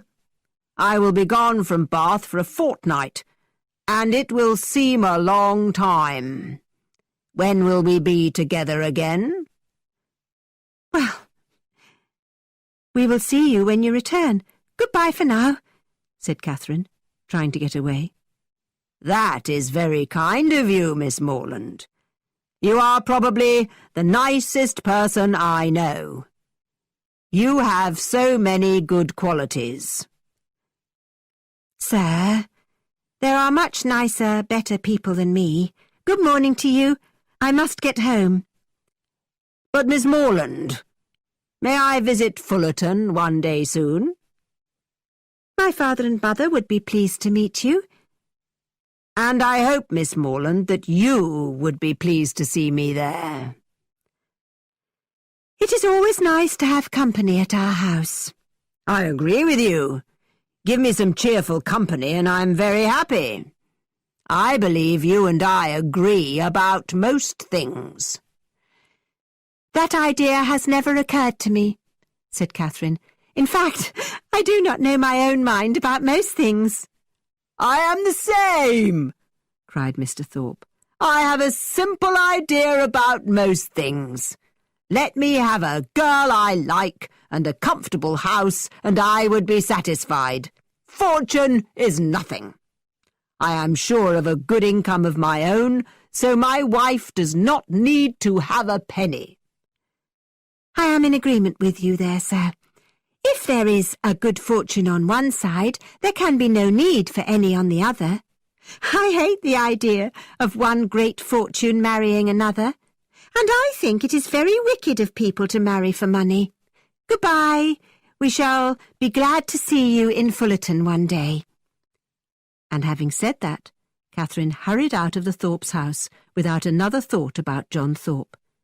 She was concentrating on getting ready for her dinner with Miss Tilney.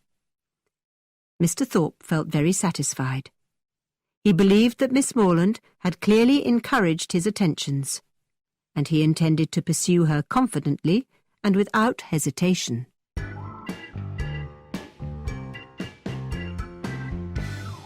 Chapter 6. A Friend's True Nature Revealed. Catherine went to the Tilneys' lodgings with high hopes of a particularly pleasurable evening, and of course this could only lead to disappointment. Although General Tilney was extremely polite to her, Eleanor Tilney welcomed her warmly, and Henry Tilney was as charming as usual, the happiness that Catherine had expected was not achieved. Somehow the evening did not have the spirit, or perhaps the magic, that Catherine had wished for. On leaving the party, Catherine's conclusion was that nobody was to blame, and that the evening was just one of those unfortunate failures that happen occasionally. But when she described the evening to Isabella, her reaction was very different. I blame it on pride. Rude, unbearable pride. The people in that family think they are very grand. I have never heard of such unfriendly behaviour as Miss Tilney's. Hardly even to speak to you, a guest. But Isabella, you are misinterpreting my words. Miss Tilney was not rude. She was very polite, very proper and correct. Please don't defend her, or her brother. He had appeared so attached to you, and then he hardly looked at you when you were a guest in their house. How rude. No, Isabella, that is not what I said. I simply meant that he did not seem in good spirits. I hate this type of inconstant behaviour in anyone. Never think of him again. He does not deserve your attention. I do not suppose that he ever thinks of me, said Catherine. Do you see how different he is from your brother and from mine? I really believe that John has the most faithful heart. But General Tilney, I assure you, could not have treated me with more attention or with greater politeness. It seemed that his only care was to make me happy. Oh, I do not suspect him of pride. John thinks very highly of him, and I trust my brother's judgment. Well, we will meet again this evening at the rooms, so I will wait until then to judge their behaviour towards me. And must I go? Asked Isabella. Of course, I can refuse you nothing, but you know that my heart is elsewhere.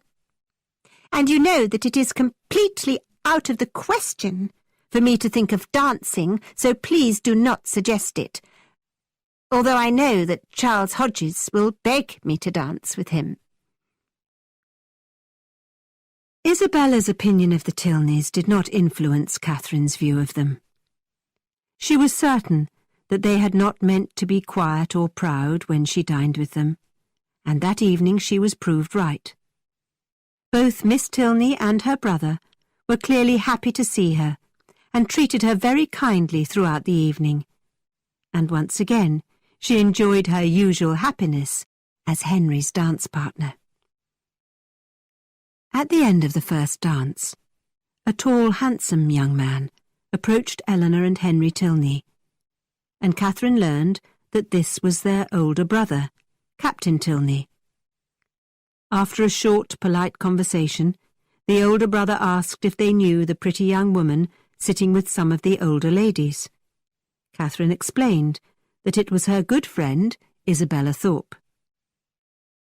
"Could you please introduce me to her?" asked Captain Tilney. "I would like to invite her to dance." "I'm afraid that she would not dance this evening for any reason in the world, although I think it is very kind of you to think she might wish for a partner," said Catherine. When Catherine and Henry were returning to the dance floor, Henry said, "Thank you for thinking that my brother was being kind in wanting to dance with Miss Thorpe. You allow the rest of the world to have motives that are as good and generous as your own." Catherine was lost in thought about Henry's comment when she heard Isabella's voice. She looked up and saw her with Captain Tilney, standing in the set opposite her and Henry. Isabella raised her eyebrows for a second and then smiled. "How could this happen?" Catherine said to Henry. "Isabella was so determined not to dance." "And has Isabella never changed her mind before?" "But what about your brother? Why did he invite her to dance after what I said?" asked Catherine, feeling very confused. "My brother makes his own decisions, but his behaviour does not surprise me. She is very pretty, and that would have been enough reason for him to have asked her." Catherine had no opportunity to speak to Isabella until the dance had finished and they were walking round the room arm in arm. "Dear Catherine, I know you are surprised that I danced, and now I am exhausted, but he is very amusing, I must admit, although I would have preferred to sit still all evening." "Why didn't you?" asked Catherine, thinking of her brother. "That would have made me look quite spoiled, and you know how I hate that kind of behaviour. I refused him as long as possible, but he would not give up. He said that he would dance with me, or with no one. Such nonsense. since there would be no peace until I danced with him, and knowing that your dear brother would not want me to sit throughout the evening, I had to accept his invitation. He is such a smart-looking young fellow. Did you see that every eye was upon us?" "He is a very handsome man," Catherine agreed quietly. "Oh, yes, I suppose he is very good-looking, but too proud. I scolded him about that several times, in my way." Catherine was with Isabella in the sitting-room of the Thorpes' lodgings when her brother James's second letter arrived from Fullerton. It contained a summary of his father's kind arrangements for James and his wife's future happiness. As a clergyman, he would be given his father's living with the salary that went with it, and he would receive a future inheritance of equal value, then doubling his yearly salary. James wrote how grateful he was to his parents, and explained the necessity of waiting between 2 and 3 years before he would have his parish and he and Isabella could marry, which is what he had expected. Catherine followed her brother's lead, and, feeling very satisfied with her parents' generosity and good wishes for the young couple, congratulated Isabella on having everything so pleasantly settled. "It is very charming, I am sure," said Isabella softly.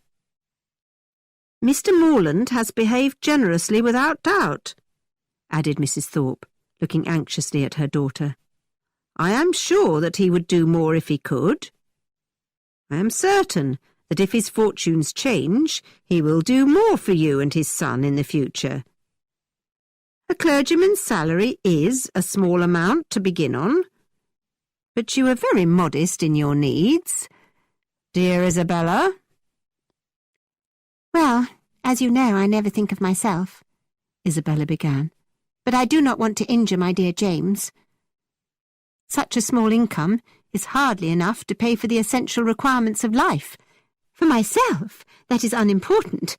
I never think of myself. Anyway, Mr. Morland has a right to do what he likes with his own money."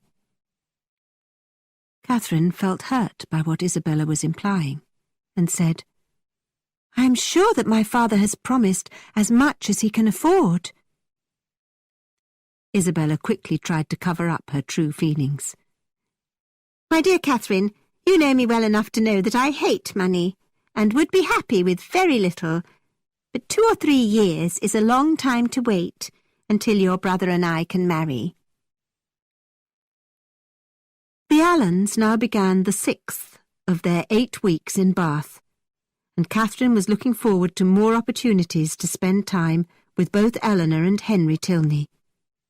But on her next visit to Miss Tilney at Milsom Street, she was disappointed to learn that the family would be leaving Bath at the end of the following week.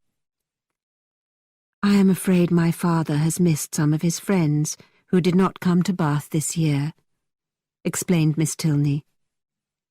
Catherine was very upset by this news, and wanted to ask Miss Tilney to promise to write. But before she could make her request, General Tilney entered the room. "Well, Miss Morland," he said to Catherine, "have you agreed?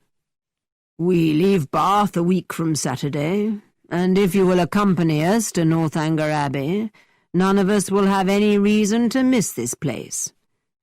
We cannot offer you all of the excitement of a place like Bath, but we will do everything we can to make your stay agreeable." Northanger Abbey. These were thrilling words to Catherine, and it was such a flattering invitation. To have her company so warmly requested. She thought her heart might burst if she tried to speak. A visit to Northanger Abbey held so much promise. A continued friendship with Eleanor, whom she greatly admired, and the possibility of a romance. But that was something she dared not mention to anyone. And, in addition to all that, she would be staying in an ancient abbey, and would be able to explore every damp cellar, every hidden room, every ruined passage. The decayed walls would speak to her and tell her the stories hidden there.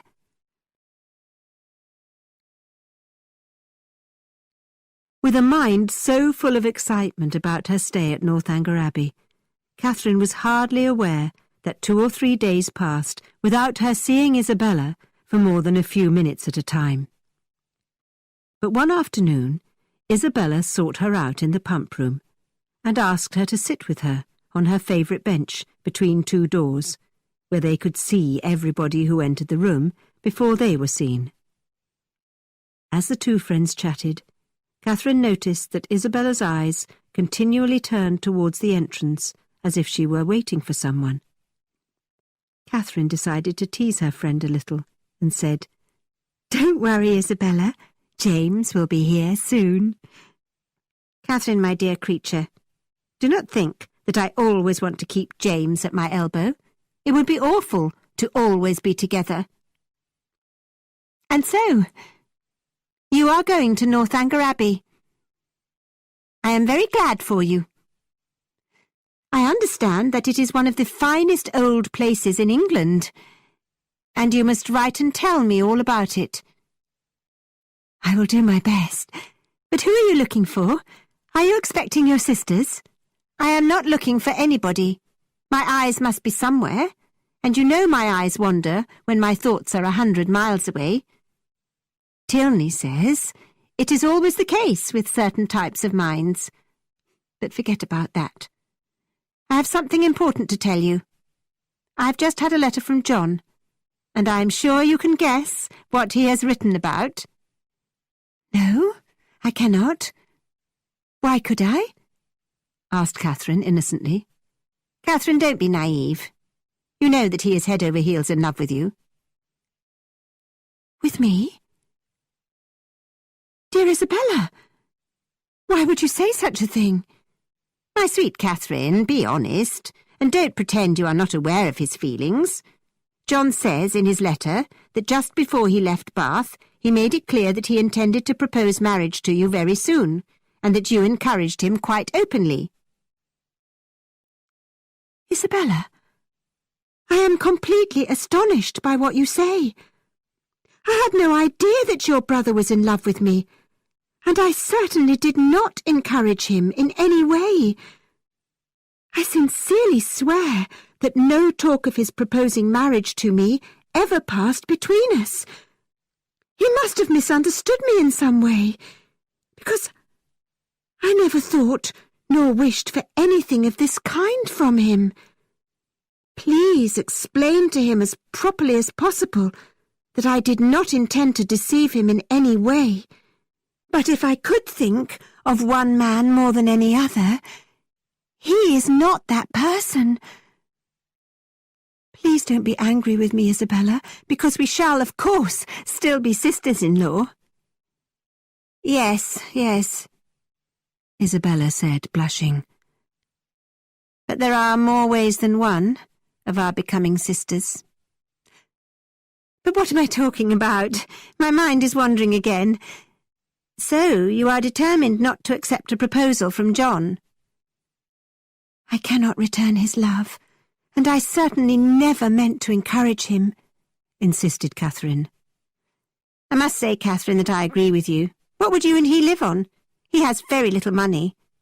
And it is no good saying that people can live on love, because it is just not possible. I think John cannot have received my last letter. And so you do understand what I have said. I did not mean to encourage your brother. Of course I understand, said Isabella. A little harmless flirtation often leads one person to assume they know another's mind. I assure you that I am the last person in the world to judge you severely in such matters. Circumstances change. What one means one day, one may not mean the next. But my opinion of your brother did not change. You are describing something that did not happen. Without listening to Catherine, Isabella continued with her own thoughts. Nobody should rush into an engagement before knowing what they are doing. And young men change their opinions so easily. Why should a brother's happiness be more important to me than my friend's? My advice to you, Catherine, is not to be in a hurry. Tilney says people often deceive themselves about the state of their own heart, and I believe that he is right. Oh, look, here he comes. But he will not see us here. But Captain Tilney walked directly to their bench and took the seat next to Isabella. The two of them began whispering together, making Catherine very uncomfortable and very jealous for her brother. Finally she stood and said, "Isabella, I would like to join Mrs. Allen. Will you walk with me?"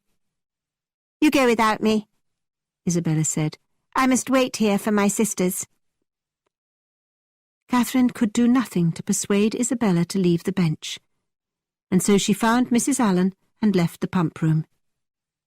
It seemed to her that Captain Tilney was falling in love with Isabella, and that her friend was unconsciously encouraging him. It had to be an unconscious flirtation, because Isabella was engaged to James. But Catherine was left confused and worried by her conversations with Isabella that day. Why had she talked so much about money? Why had she been so obviously pleased at seeing Captain Tilney? And how did John Thorpe come to the conclusion that she had encouraged him to fall in love with her?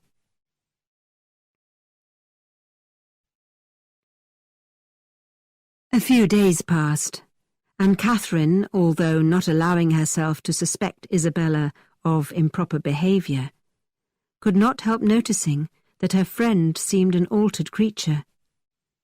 When she was with Catherine and James in the Allens or Thorpe's lodgings, she seemed a bit dreamy, and not quite as full of spirit and energy as before.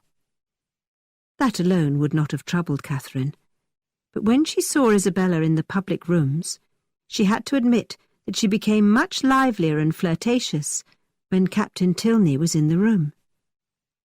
Catherine could see that James was confused and hurt by his fiancée's behaviour, and she thought that Captain Tilney, too, was being treated badly by Isabella. Surely Isabella had not told him that she was an engaged woman.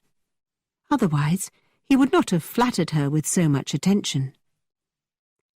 Catherine worried so much about the situation that she finally decided to speak to Henry Tilney about it, describing what she had observed, and ending by saying, "I am certain that your brother must be unaware that Miss Thorpe is engaged to be married to my brother James." "My brother does know that," replied Mr. Tilney. "Does he?" asked Catherine. "Then why does he pursue Isabella as if she was unattached? He will have his heart broken if he falls in love with her." "I am sure that my brother can look after his own heart," Henry said with a smile. "I have told him that Miss Thorpe is engaged, but he is his own master and will do as he pleases." "But he is giving great pain and anxiety to my brother." "Are you sure that this distress is caused by Frederick? Is it his attentions to Miss Thorpe, or Miss Thorpe's reaction to them, that gives pain to your brother?" "Is it not the same thing?" "I think your brother would understand the difference. No man is offended by another man's admiration of the woman he loves. It is the woman only who can turn it into a tragedy." "Should I warn James? Or can you speak to your brother and advise him to leave Bath?" "I do not believe that any one of the 3 people involved in this situation would thank us for our advice. If your brother and Miss Thorpe love each other, as you are certain they do, they will never tease each other beyond what is acceptable to them both. Don't worry. Frederick will not stay long in Bath, and then your brother and his fiancée will laugh about poor Captain Tilney's attachment to the beautiful Isabella." Catherine could not argue against Henry's analysis of the situation, and she decided to stop worrying about it. That evening, Isabella and James were at the Allens' lodgings to say goodbye to Catherine, and with relief she saw only affectionate behaviour between them.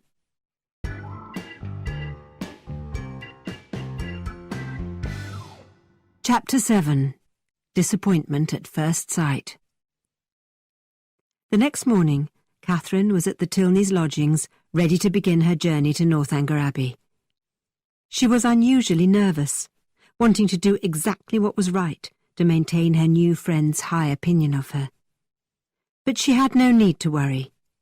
Miss Tilney's good manners and Henry's smile soon drove away any anxious feelings, and General Tilney welcomed her very warmly and looked after her every need. Even Captain Tilney appeared in the sitting-room to wish them all a safe journey, although Catherine heard him whisper to Eleanor, "How glad I shall be when you're all on your way home."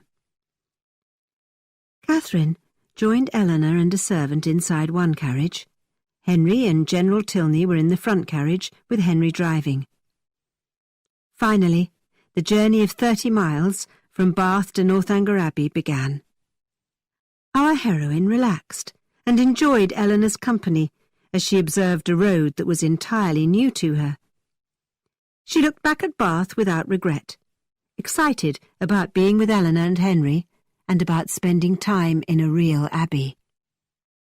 After 2 hours, which flew by for Catherine, the carriages stopped for lunch. Catherine could not help noticing the General's habit of giving orders and dominating every conversation. He gave his opinion about the journey, about the inn at which they had stopped, the service of the waiters, the quality of the food, and even about the weather. Eleanor and Henry spoke very little when their father was part of the group, and Catherine felt a sense of relief when it was time to return to the carriages and get away from General Tilney. But the General delighted her with a surprising suggestion. "The day is very fine, Miss Morland, and I think you would see more of this beautiful countryside if you took my place with Henry at the top of the front carriage." And so, Catherine found herself sitting beside Henry, as happy as any girl who ever existed. And Henry drove so well. He did not swear or congratulate himself on his ability with horses, and he seemed to enjoy making conversation with Catherine. Sitting beside him in his carriage was almost as good as dancing with him. "My sister is very happy that you're coming to Northanger Abbey as her guest. She does not have a true friend in the neighbourhood, and is looking forward to this time with you." "But you are with her most of the time, aren't you?" "Northanger is my home for about half of my time. I have my own house in Woodston, which is nearly 20 miles from my father's house, and I must spend some of my time there, in my parish. Of course, I am always sorry to leave Eleanor." "And the Abbey? You must be very fond of the Abbey." Henry smiled and said, "You seem to have formed a very positive view of Northanger Abbey." "Yes, I think I have. It is a fine old place, isn't it? Like the kind of places one reads about in Mrs. Radcliffe's novels." "And are you prepared to meet the type of frightening experiences that may occur in such houses? Do you have a brave heart? Are your nerves strong enough for secret rooms and hidden staircases?" said Henry in a low, quiet voice. "Oh, yes," cried Catherine. "But I will not be easily frightened with so many people in the house. We are not returning to it after it has stood empty for years and no one expects us. I have read about that kind of thing happening in novels, and then mysterious and scary things occur." "No, that is certainly not the case at Northanger. We shall not have to feel our way along a dark hall, with only the dying coals of a distant fire to light our way. Nor will we have to make our beds on the floor of a room without windows, doors, or furniture. I am sure you have read about such circumstances too, in one of your favourite novels, suggested Henry. Of course, as is the custom in old houses, he continued, in his dramatically low voice, you will be in a separate part of the house, away from the rest of the family. And when we go to our warm, familiar rooms at the end of the evening, Dorothy, our ancient servant, will lead you up a different staircase, and then along several dark passages, into an apartment that has not been used since a very old aunt died in it more than 20 years ago. Will that frighten you? Will you be content in your large room with very high ceilings and very little light? The walls in this room are hidden behind dark, heavy tapestries, and the bed is covered in material appropriate for a funeral. Will your blood run cold when you enter? Will you be happy to spend the night there alone, with nobody close enough to hear you if you shout or even scream?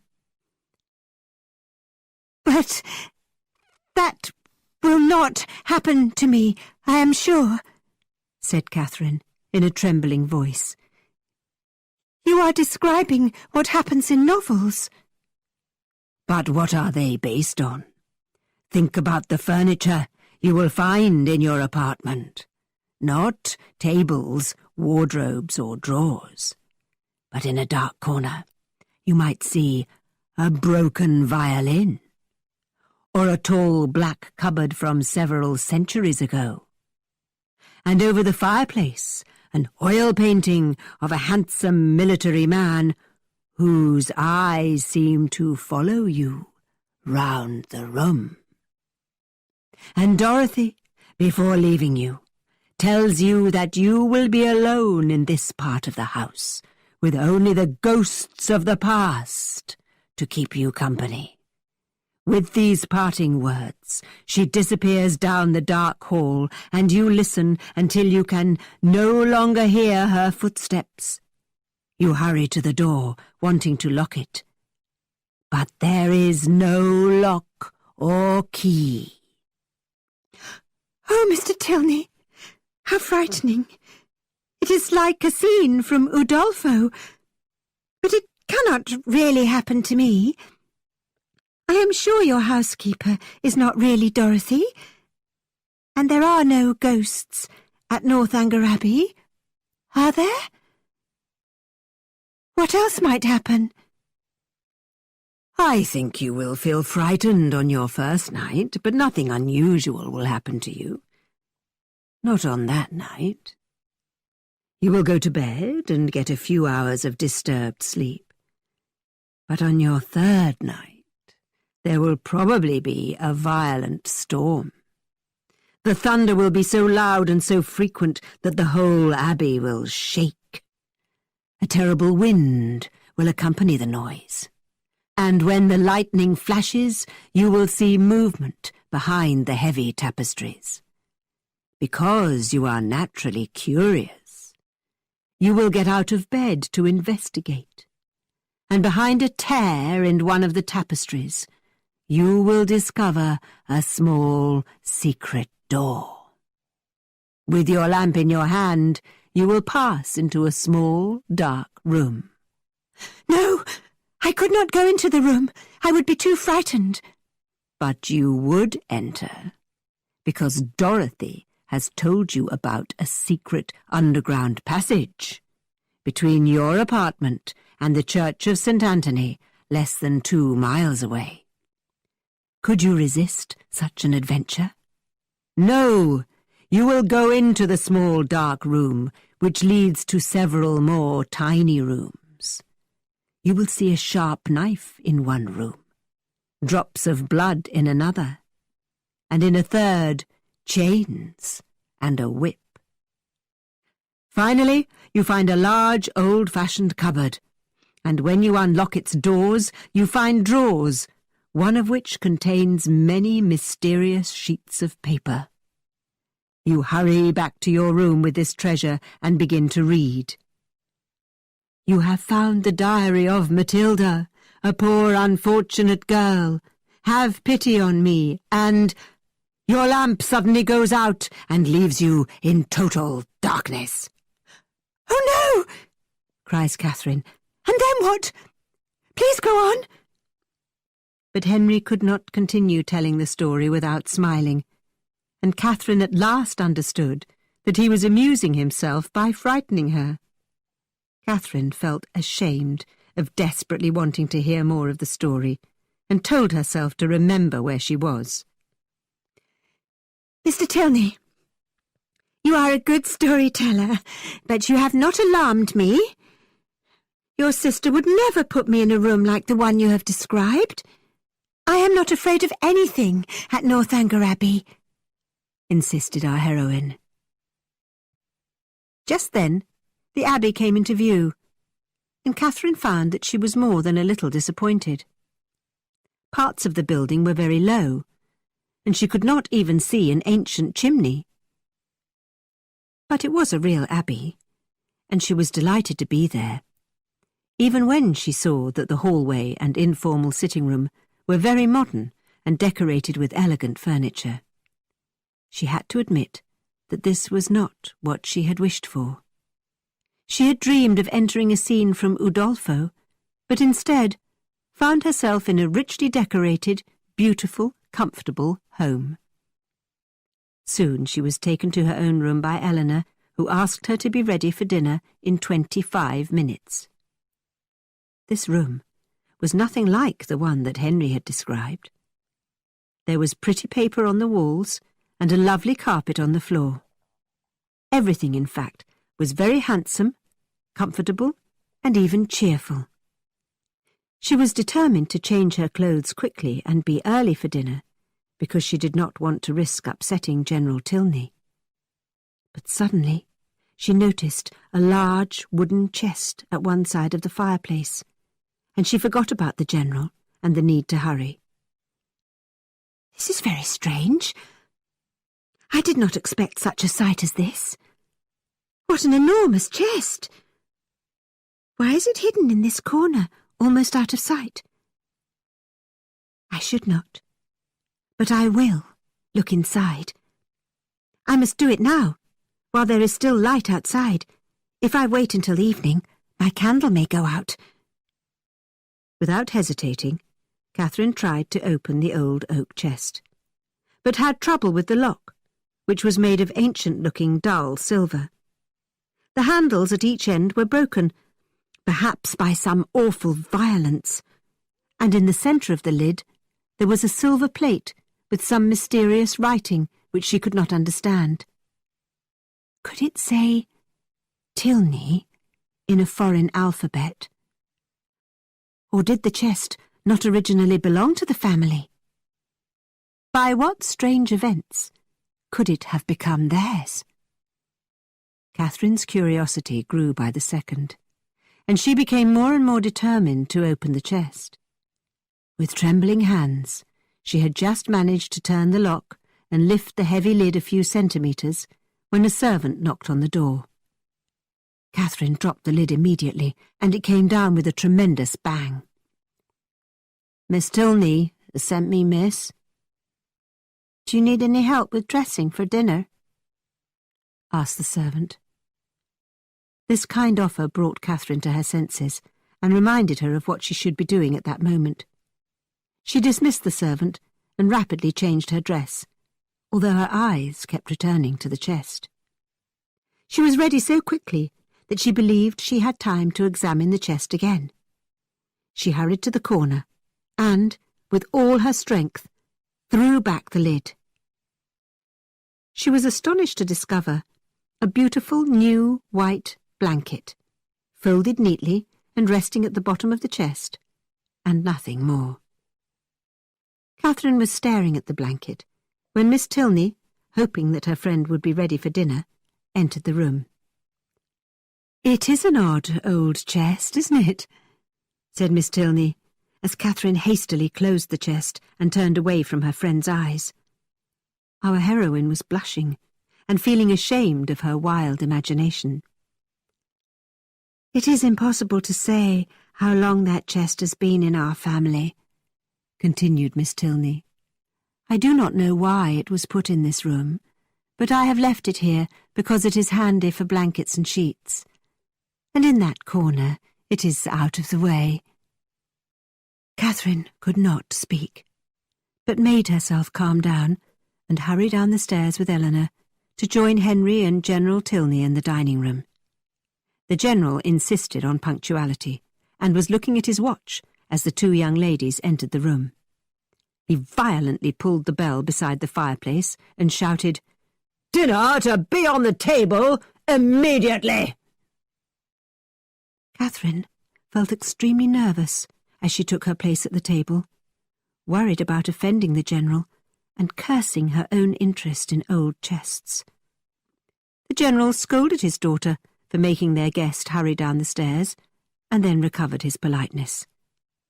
Catherine was distressed at having caused Eleanor any discomfort, but the General was so kind and attentive towards her that with this and a healthy appetite, Catherine soon recovered her peace of mind and began to enjoy being at Northanger Abbey. She actually felt a very positive sense of happiness. The dining room was large and elegant, with a very grand table and a number of servants attending to the diner's needs. "This is a beautiful room," Catherine commented. "It's a good size," agreed the General. "I believe that a large dining room is necessary in a house like this. But I suppose you are used to much grander dining rooms at home and at Mr. Allen's house." "No, not at all," was Catherine's honest answer. "I have never seen such a large dining room in my entire life." The General's mood brightened when he heard this, but he politely said, "I am sure that there is more comfort in a smaller dining room. I am sure that Mr. Allen's house has everything in the correct size for perfect happiness." Before the party retired for the night, a violent storm started outside, and as Catherine reached the door to her room, she listened to the wind and rain with sensations of wonder. The night made her think of the horrible scenes which Mrs. Radcliffe's buildings had witnessed. She knew that in a house like Northanger Abbey, which was so modern in many ways and so securely guarded, she had nothing to fear. And so, after noticing that Eleanor's apartment was very close to hers, she entered her room with a reasonably strong heart and steady nerves. Catherine looked across the room and saw the window curtains move, and so she forced herself to step boldly forward, and, while softly whistling a little tune, she courageously looked behind each curtain and found nothing unusual. Then she glanced at the chest beside the fireplace and laughed at herself for worrying about anything in this very pleasant room.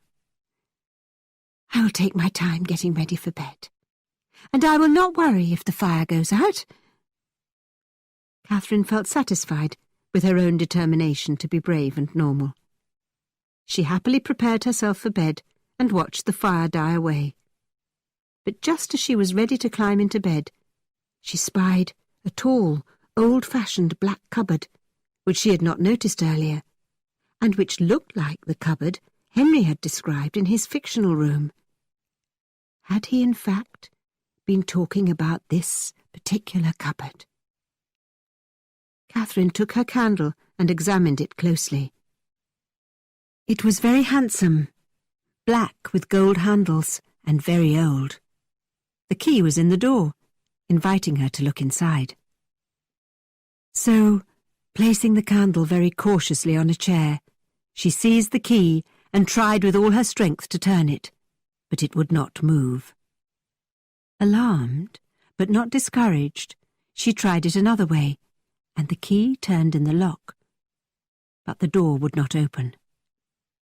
She paused a moment, listening to the wind roaring down the chimney and the rain beating against the windows, and everything seemed to warn her not to open this mysterious cupboard. But Catherine knew she would not be able to sleep until she had seen what was hidden within.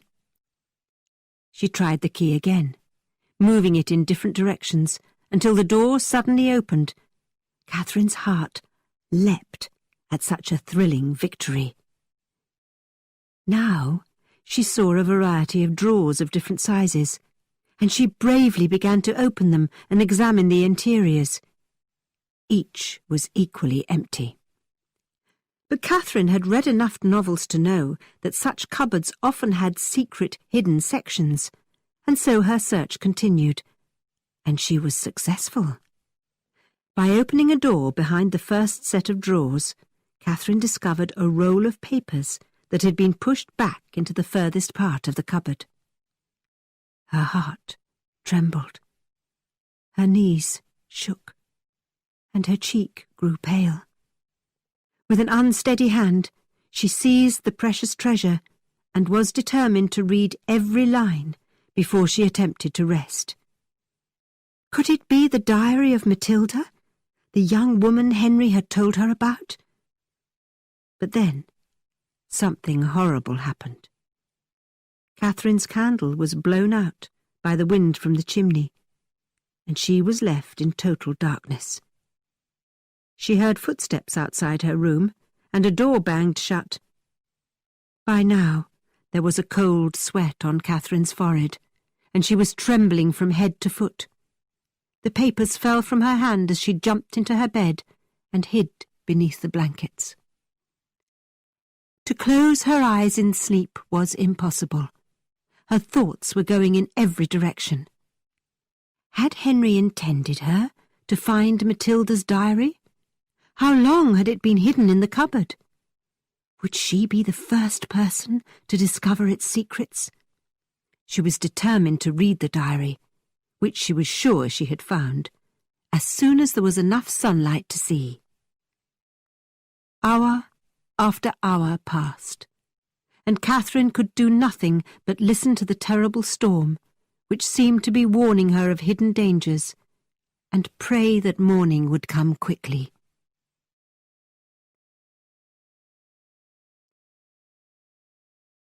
A servant entered Catherine's bedroom at 8 o'clock the next morning and opened the curtains.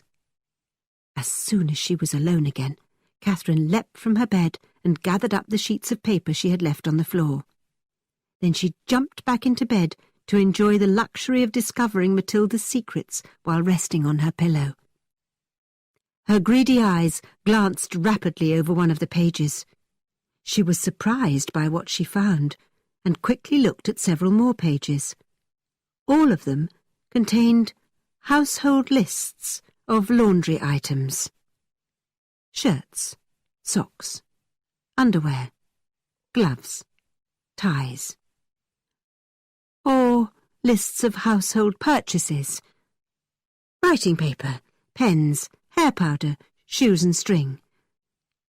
These lists and nothing more were the secret documents that had filled her with excitement and robbed her of half her night's rest. She blushed to think that she had learned nothing from her experience with the chest beside the fireplace. How could she imagine that she would find a family secret in a guest bedroom? Catherine hurried to get ready for breakfast, hoping that Henry Tilney would never know that she had spent her first day at Northanger Abbey behaving like a fool.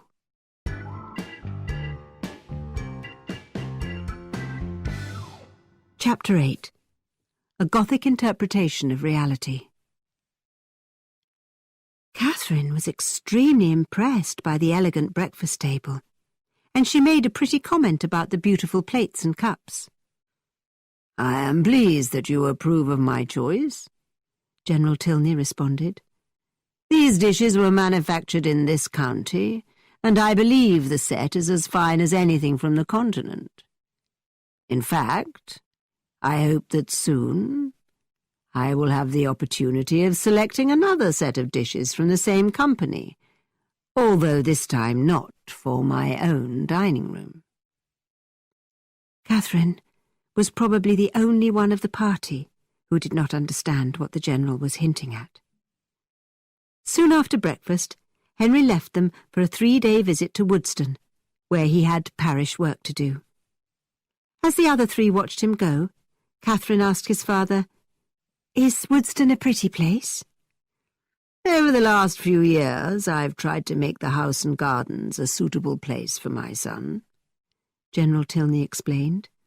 "It is a family living, and I want Henry to be happy there. Of course, his clergyman's salary is not important, although he could easily live on it. What is important for any son is to have a job, to be employed in worthwhile work. Even Frederick, my eldest son, who will inherit one of the largest pieces of private property in the country, has his profession. I am sure that your father, Miss Morland, would agree with me." Catherine could not answer for her father, but she was very impressed with everything General Tilney had just said. "Now, last night, you mentioned that you would like to see the rest of Northanger Abbey. It would be my privilege to show you the house and the gardens, if you can be ready to go out in 5 minutes. I will wait for you, young ladies, at the front door." Catherine would have preferred to go around the house with only Eleanor, and her disappointment showed on her face. "I hope you do not mind joining my father," said Eleanor almost apologetically. "He always walks out at this time of day." Catherine thought it was odd that the General always took his walk so early. Neither her father nor Mr. Allen did so. It made her wonder about her host. She certainly wanted to see the house, but she had to admit that she was not very interested in seeing the gardens. Nevertheless, when Catherine was outside, being guided around the exterior of the Abbey, she was more impressed than she could ever have predicted.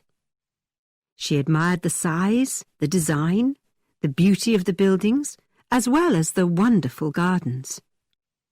General Tilney considered her reaction and all of her comments both pleasing and appropriate, especially when she made it clear that nothing in Fullerton, not even on Mr. Allen's land, could compare to what she was seeing at Northanger Abbey. Finally, the General said, "Here is a handy door. I think you young ladies are probably ready to go inside and get warm." "But I will take our guest down this narrow path," said Eleanor. "It is my favourite walk. Will you join us, Father?" "No, Eleanor. It is cold and damp along that path. I will go across the park and meet you later. But don't show our guest around the inside of the house until I join you." As the young ladies walked along, Miss Tilney said, "This was my mother's favourite walk, and brings back memories of her." "I am surprised, then, that the General would not enter it.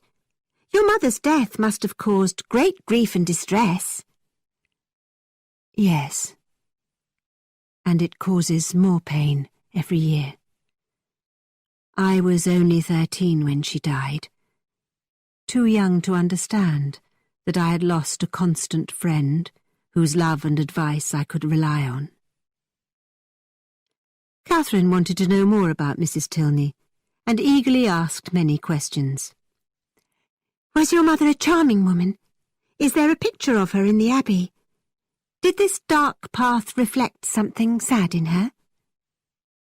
As Catherine listened to Eleanor's answers, she came to the conclusion that General and Mrs. Tilney had had an unhappy marriage. He did not love her favourite path, so how could he have loved her? And there was something in his handsome face that told Catherine he had not behaved well to his wife. "Is the picture of her in your father's room?" was Catherine's final question. "No." answered Eleanor quietly. My father was never satisfied with the picture, and would not hang it in the sitting room or in his apartment. After Mother's death, I found it and hung it in my bedroom. I will show it to you, if you would like to see it. Catherine believed this was one more proof that the General did not love his wife, and must have been extremely cruel to her. She knew this kind of selfish, unfeeling man from her novels, and as he led her around the house, she came to the conclusion that General Tilney was the type of man that Mrs. Radcliffe often wrote about. Someone with dark, dangerous secrets. A man who lived by his own rules. The General proudly pointed out the many modern improvements he had made to Northanger Abbey, as they walked through the living rooms, the kitchens, the offices and the storerooms. Everything had been done to make the house both comfortable and efficient to run. But Catherine wondered if there was anything left of the original 15th century building. Had every ancient treasure been swept away for the sake of domestic economy? They finally returned to the chief staircase and walked up to examine 3 large guest rooms which had been decorated in the last 5 years. We hope to have other guests from Fullerton staying here in the future, said the General, and Catherine was pleased by this kind thought for her family. At the end of this grand hall, they reached a set of large doors, which Eleanor began to open. "No, Eleanor, Miss Morland has seen enough. There is nothing else worthy of her notice. We will retire to the library for a cup of tea after so much exercise." Catherine watched as the heavy doors were closed, and believed that the General had excluded her from the most interesting part of the house. When she was alone with Eleanor, Catherine learned that the room in which Mrs. Tilney had died was behind those doors. She imagined that the General's guilt, not grief, kept him away from that room. "Has the room been kept as it was when your mother died?" asked Catherine eagerly. "Yes," answered Eleanor. "Even after 9 years, it is still exactly as she left it." "I suppose that you were with her when she died?" "No," said Eleanor sadly. "I was unfortunately away from home. Her illness was sudden and short. It had ended before I could return." Horrible pictures came into Catherine's head. Could Henry's father have caused his wife's death? That evening ended quietly, and as the young ladies retired, General Tilney said that he had to spend several hours in his office looking over some important papers. Catherine would not let herself believe that the General had business to take care of. She thought there was a deeper reason for his late hours, something that could only be done when the rest of the household was asleep. Catherine analysed what she believed were the facts. Mrs. Tilney's illness was very sudden. Her daughter was away from home at the time, and probably her sons were too. General Tilney was a jealous and cruel man. What was her conclusion? Perhaps Mrs. Tilney was alive, shut up for unknown reasons, and receiving a nightly supply of coarse food from a husband who had never loved her. The poor woman must be a prisoner in the oldest part of the Abbey, the part that Catherine was not permitted to see. She worried that her conclusions were too bold, but then she persuaded herself that all the evidence supported her opinion.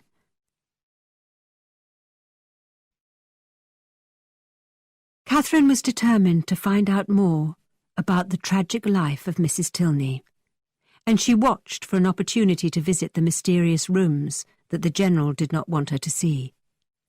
Unfortunately, Sunday was a busy day, and Catherine had to accompany the Tilneys to church.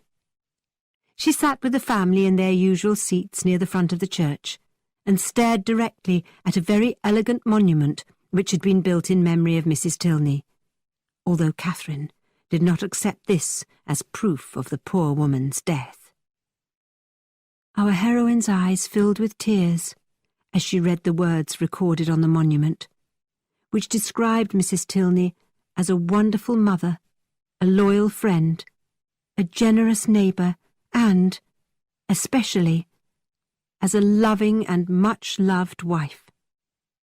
She looked to her left, and was not surprised to see that General Tilney remained unmoved. This unemotional attitude, and the proud look on his face, strengthened Catherine's belief that he had in some way been his wife's destroyer. She knew this type of man. She could remember dozens of such cruel animals from her novels. Men who went from one crime to another, murdering whoever they chose, without any feelings of guilt or regret. On the next day, Catherine had some time alone. Henry would not return until Tuesday, and both General Tilney and Eleanor were busy with their household duties, giving Catherine time to carry out her plan. She would go through the forbidden doors alone and search for proof of the General's cruelty. She was sure she would find something. Perhaps the veil Mrs. Tilney had worn to cover her desperate sadness, or the last few paragraphs in her journal, which she had written in a trembling hand. Catherine knew the way, and walked quickly and quietly through the heavy doors and on to Mrs. Tilney's room. She turned the key, opened the door, and was in the room. But it was several minutes before she could take another step. What kind of horrible scene did she face? What surprise took her breath away? It was a clean, beautiful, modern lady's bedroom. It was filled with handsome furniture, and the bright afternoon sun poured through two large windows which looked out on the most attractive flower gardens. Catherine's common sense told her that this had been a cheerful place. She was filled with shame. How could she have assumed so much? She was sick of exploring and analysing. She only wanted to return quickly and safely to her own bedroom and to keep all her suspicions to herself. But just as she stepped towards the door, she heard footsteps, and as she entered the hall again, she found herself face to face with Henry Tilney. "Mr. Tilney," Catherine cried, "why did you come up that staircase?" "I always use that staircase. It is the easiest route from the stables to my apartment. And why shouldn't I use it? But may I ask why you were using that staircase? It does not connect with the passage to your room." "I have been to see your mother's room," Catherine explained, blushing deeply. "Really? Is there anything extraordinary to see there?" "No, nothing at all," said Catherine. Then she quickly added, "I thought you were not coming back until tomorrow." "I finished my business earlier than expected." "You look pale. Did I alarm you by running so fast up those stairs?" "Oh, no. And did you have good weather for your ride?" "Well, yes." "But has Eleanor ignored you and left you to find your way into all the rooms in the house by yourself?" "Oh, no, don't say that. She showed me most of the house on Saturday, and we were coming into these rooms, but then," whispered Catherine, "then your father stopped us." "Have you looked into all of the rooms in this part of the house?" "No. I only wanted to see you. Oh, isn't it late? I must hurry and get dressed for dinner," said Catherine nervously. "It is only 4:15, said Henry as they walked along the passage. For the first time in their acquaintance, Catherine wished to leave him, but he continued chatting. "My mother's room is very attractive, isn't it? Large and cheerful, with such a wonderful view. I am surprised that Eleanor does not use it for herself. She sent you to look at it, I suppose?" "No," said Catherine, without adding any explanation. "So, it was your own decision to visit my mother's room? Since there is nothing out of the ordinary there, I assume you went there to honour my mother's memory. I am sure that Eleanor has told you that the world never saw a better woman, but I still cannot understand the reason for your visit. What else did my sister say to make you curious about Mother's room?" Slowly, and with some hesitation, Catherine said, "She said that her dying was very sudden, and that none of you were at home at the time, and I thought perhaps your father had not been very fond of her." "And from this little information, you have come to the conclusion that my mother was badly treated in some way," he continued, with cold eyes fixed on Catherine. "My mother's illness, which ended in her death, was sudden, but she had suffered from the same illness for years. Her doctors, very respected, capable medical men, were called and looked after her until she died on the 5th day. Frederick and I were at home and visited her repeatedly. She received every possible attention which we could offer." "But was your father," said Catherine, "equally attentive during her illness? Was he full of grief and sorrow when she died?" "Miss Morland, you have misjudged my father. He loved my mother as well as he could, and although I know that he was not the easiest man to live with, he valued her highly and sincerely, and he was truly, if not permanently, affected by her death." "I am very glad to hear that," Catherine began. "It would have been very shocking otherwise." "If I understand what you are implying, you had come to a conclusion that is too horrible for me to put into words. What have you been basing your wild suspicions on? Do we not live in a civilized society, where laws and customs guide us? Do you not know us well enough to accept us as part of that society? We are not characters in a Gothic novel, Miss Morland."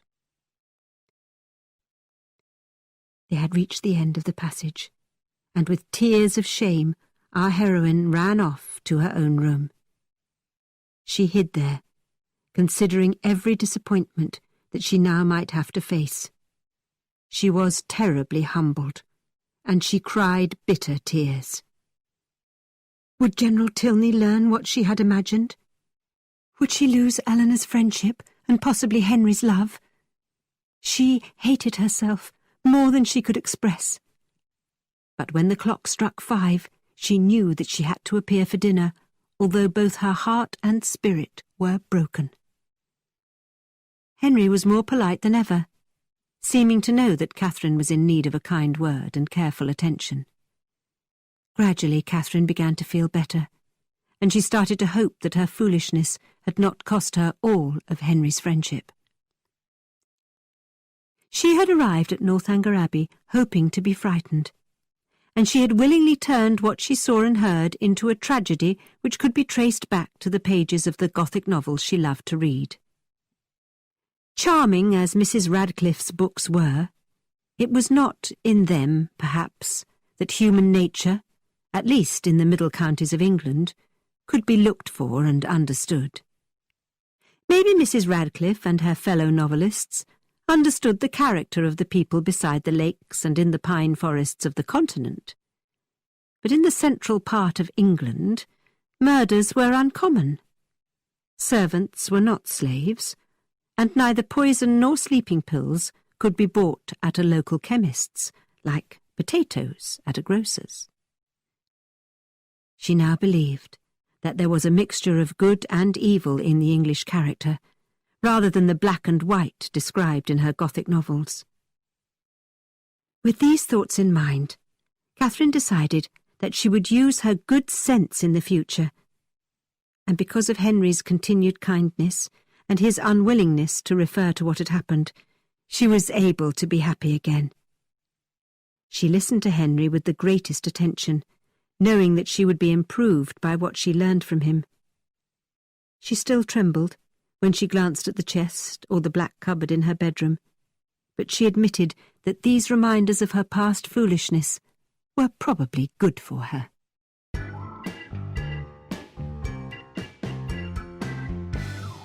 Chapter 9. Distressing Letters.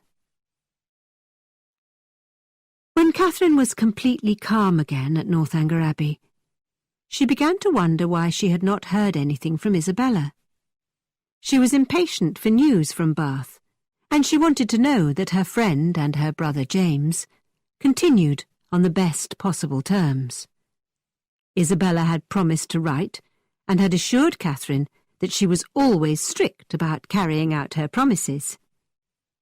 This, Catherine thought, made it very strange that she had not received a letter from Isabella. Then, on her 10th morning at the Abbey, Catherine found a letter beside her place at the breakfast table. She opened it and found that it was from James. Dear Catherine, this is not a letter that I want to write, but I think it is my duty to tell you that everything is at an end between Miss Thorpe and me. I left her and Bath yesterday, and will never see either of them again. You will learn the details from a different source, but I hope you will trust that my only mistake was to believe that my love was returned. Thank God I learned the truth in time. She has made me miserable forever. I hope that your visit to Northanger Abbey finishes before Captain Tilney and Isabella announce their engagement. I have been a fool, believing her words rather than the evidence in front of my eyes. I wish that I had never met her. Dearest Catherine, be careful how you give your heart. Catherine sat at the breakfast table with tears running down her cheeks, and with Eleanor and Henry wondering how they could help her. Fortunately, General Tilney was hidden behind his newspaper and took no notice of his guest that morning. Unable to eat, Catherine hurried off to the sitting-room to be alone as soon as it was politely possible. Eleanor and Henry recognized that their friend was distressed and were very concerned for her, and so, after half an hour, they quietly approached her. I hope you have not had bad news from Fullerton. Is your family all well? Eleanor asked gently. They are all well, thank you. The letter was from my brother at Oxford. Everyone was quiet for a few minutes. But then Catherine cried, I do not think I shall ever wish for a letter again. Poor James is so unhappy, and you will soon know why. I'm sure he is glad to have such a kind, affectionate sister. You will be a comfort to him if he is in any distress, replied Henry kindly. I have one favour to beg, Catherine said in a troubled voice. If your brother, Captain Tilney, is coming here, could you please give me notice, so that I may go away? Frederick? Has this anything to do with your friend, Miss Thorpe? Asked Henry. How quickly you have guessed, cried Catherine. And now I understand why she has not written to me. But please, read what my brother has written. Both Henry and Eleanor read James Morland's letter, and Henry said, I am very sorry that anyone you love is unhappy, but I cannot believe that Frederick ever intended to propose marriage to Miss Thorpe." Then Eleanor asked, "What can you tell me about Miss Thorpe's family? Does she have any fortune?" "Her mother seems a good sort of person, and her father is dead. They are not a wealthy family, and I believe Isabella has no fortune at all. But that would not matter to your family. Your father told me the other day that he only valued money because it allowed him to guarantee the happiness of his children." Henry and Eleanor exchanged a look. Then Eleanor said, "I can imagine Frederick flirting with a girl like Miss Thorpe, but he would not respect her for treating her own fiancé so badly. He has never found a woman good enough to love, and this situation would not make him love Miss Thorpe." "You might be wrong this time, my dear sister," said Henry. "Surely Miss Thorpe would not break off her engagement to Mr. Morland before securing a promise from the other gentleman. You may delight in such a sister-in-law. Open, honest, lively, with strong affections and nothing artificial about her emotions." "That kind of sister-in-law would be delightful," said Eleanor, smiling at her brother. "But perhaps," observed Catherine, "although she has behaved so badly to my family, she may behave better to yours. Now that she has got the man she really likes and wanted, she may learn to be faithful." "I trust she will be faithful to our brother," replied Henry, "unless she meets someone with more charm or even a better fortune. I think that is Frederick's only chance of escape." "You are right. I think ambition was her only motive when falling in love. I remember when she found out what my father would do for her and James, she was so obviously disappointed. I have never been so deceived by anyone in my entire life. But that does not compare to poor James's feelings towards her." "We must pity your brother at present," Henry said. "But we must not underestimate your loss. You no longer have a close friend to open your heart to depend on, to learn from. You will feel the loss greatly, won't you?" Catherine thought for a moment, and then said, "No. To tell the truth, I am hurt, and cannot still love her. I will never hear from her or see her again, but I do not feel such grief as I would have thought." To Catherine's surprise, this conversation greatly lifted her spirits. From this time, the subject of the affair between Isabella Thorpe and Captain Frederick Tilney was frequently discussed and analysed by the three young people at Northanger Abbey. Catherine learned, with some surprise, that Eleanor and Henry were in perfect agreement about one thing. Their father may not approve of Isabella's behaviour, but his greatest objection to her, as a wife for his elder son, would be that she was not socially well connected, and she had no money. Such thoughts made Catherine think with some alarm about herself. She was as socially insignificant and as poor as Isabella, and if the heir to the Tilney fortune could not propose to a woman without money, would his younger brother ever gain his father's permission to marry someone like her? This worried Catherine, but she thought about General Tilney's generous attitude towards her and the special attention she always received from him. Added to this, more than once she had heard him dismiss the idea that money was the most important thing in the world. During one of their discussions, Catherine said, "Mr. Tilney, shouldn't you tell your father how Isabella has behaved towards my brother? Then he will be able to judge by her character rather than by her situation in life. No, replied Henry. Frederick must tell his own story if he asks my father for permission to marry Miss Thorpe. But I must emphasize to you that I do not believe that will ever happen.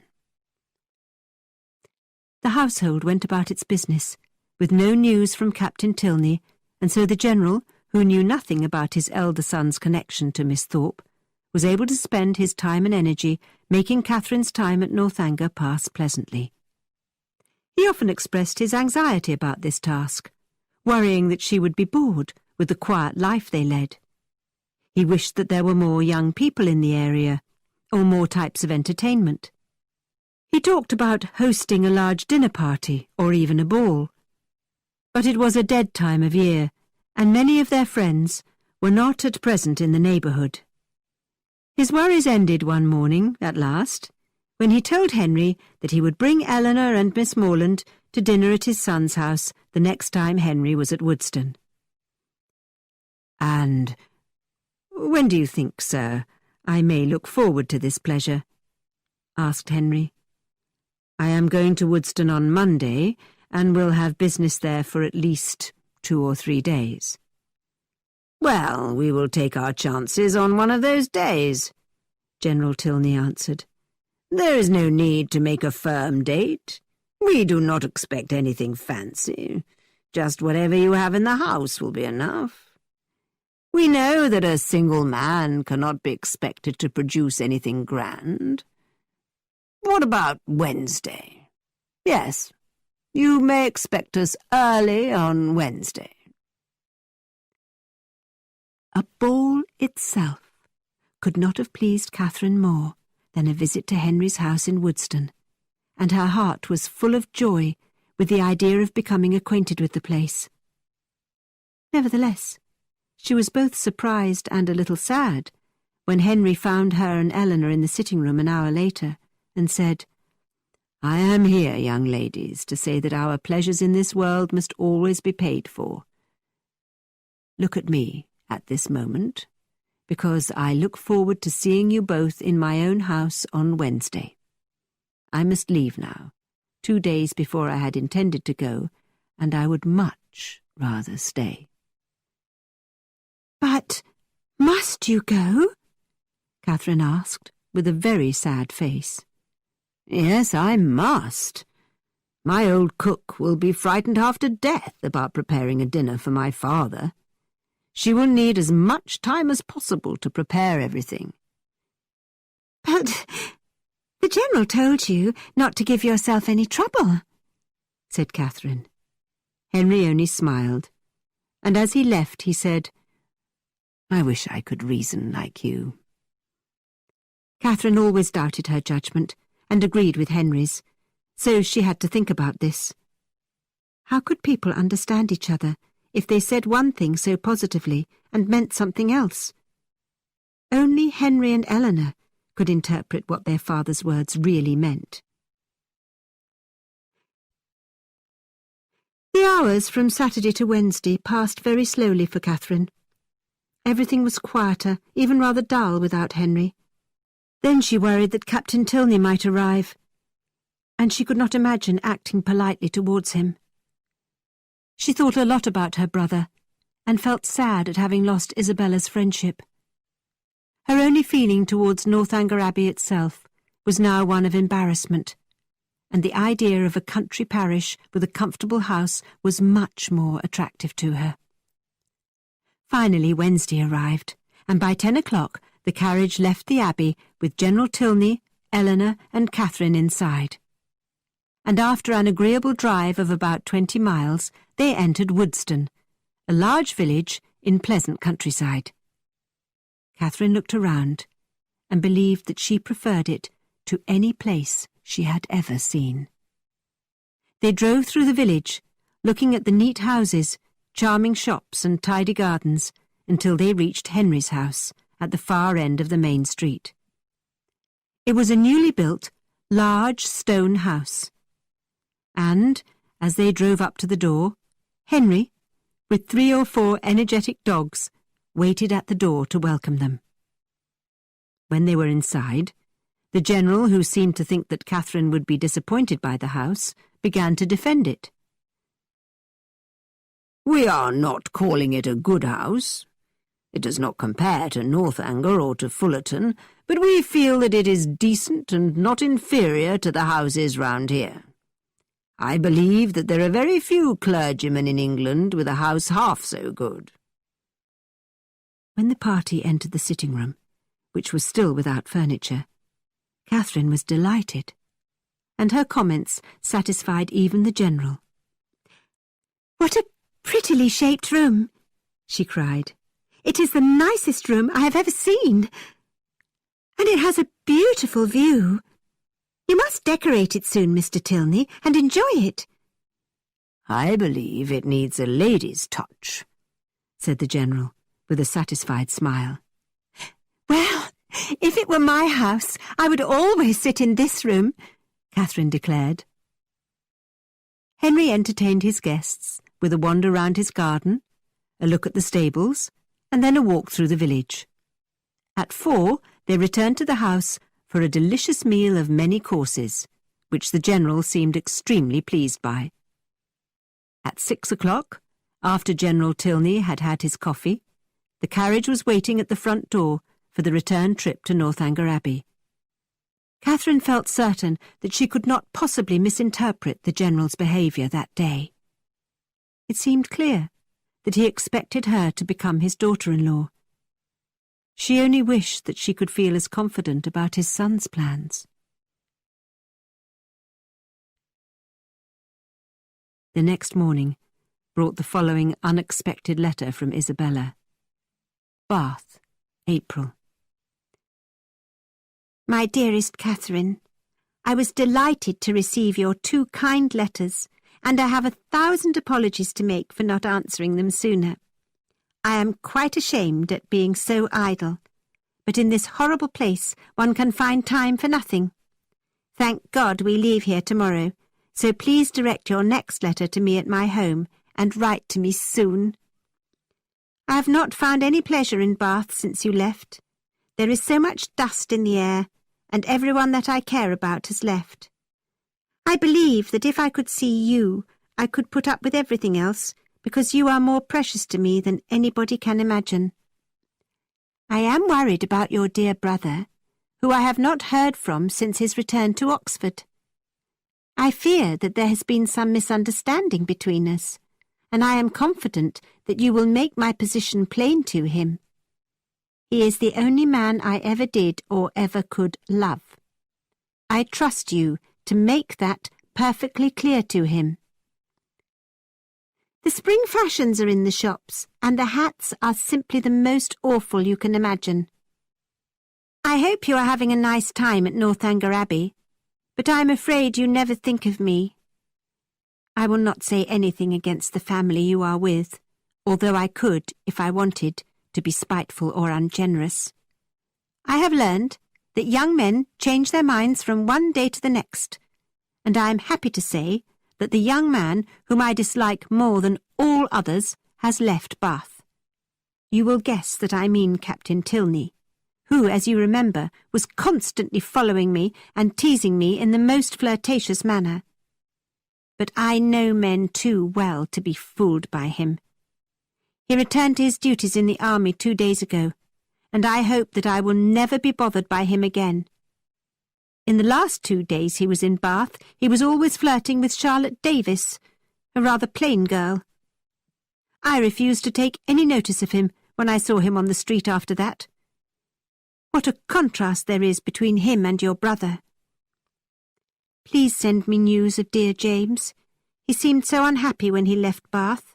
Perhaps he had a cold or something else that made him feel unwell. I would write to him myself, but I have lost his address in Oxford, and I worry that he misinterpreted my behaviour in some way. Ask him to write to me, and we will sort everything out. I have not been going out in the evenings, except that I went to the theatre last night with the Hodges, after they teased me about staying in night after night. I had to show them that I was not staying in because Captain Tilney had gone. I went out to show everyone that I have a good spirit of my own. Do you remember Anne Mitchell? She was wearing a hat like the one I bought with you, but it did not suit her. I suppose it went with my odd face. At least Tilney told me so at the time, and said every eye was looking at me. But of course he is the last man whose opinion I would take any notice of. I wear purple all the time now. I know it is not the best colour for me, but it is your dear brother's favourite colour. Lose no time, my dearest, sweetest Catherine, in writing to him, and to me. Your friend forever. How could anyone be so false, so dishonest? Not even kind-hearted Catherine could be fooled by so many lies and so much self-interest. In fact, Catherine was ashamed of Isabella, and ashamed of ever having loved her.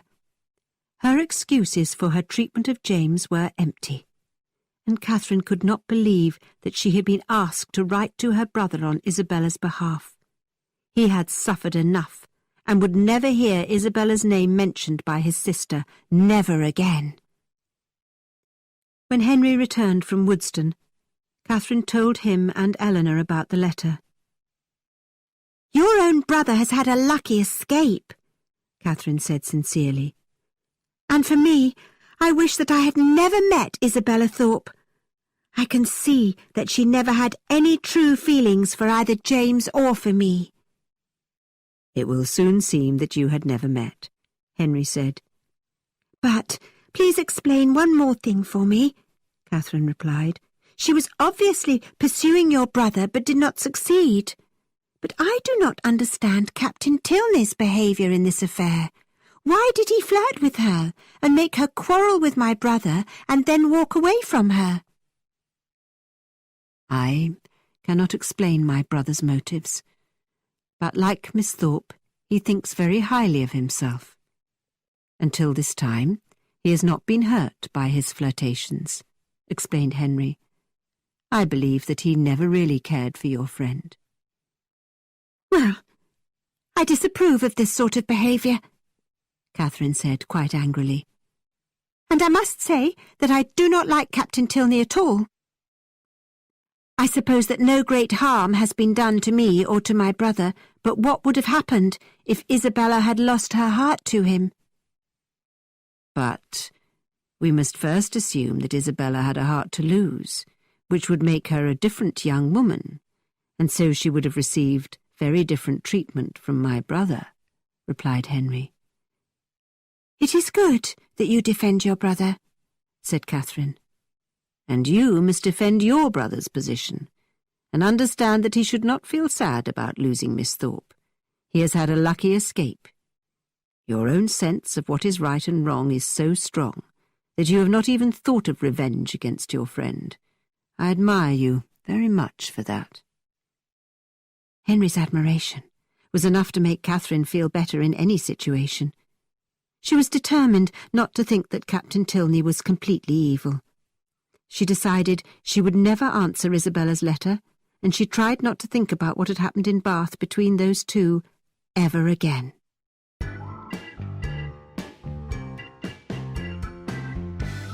Chapter 10. A perfect visit ends in disaster. A few days later, the General announced that he had to go to London on business for a week. As he was leaving, he said, Miss Morland, more than anything, I regret that I will be robbed of your charming company for a whole week.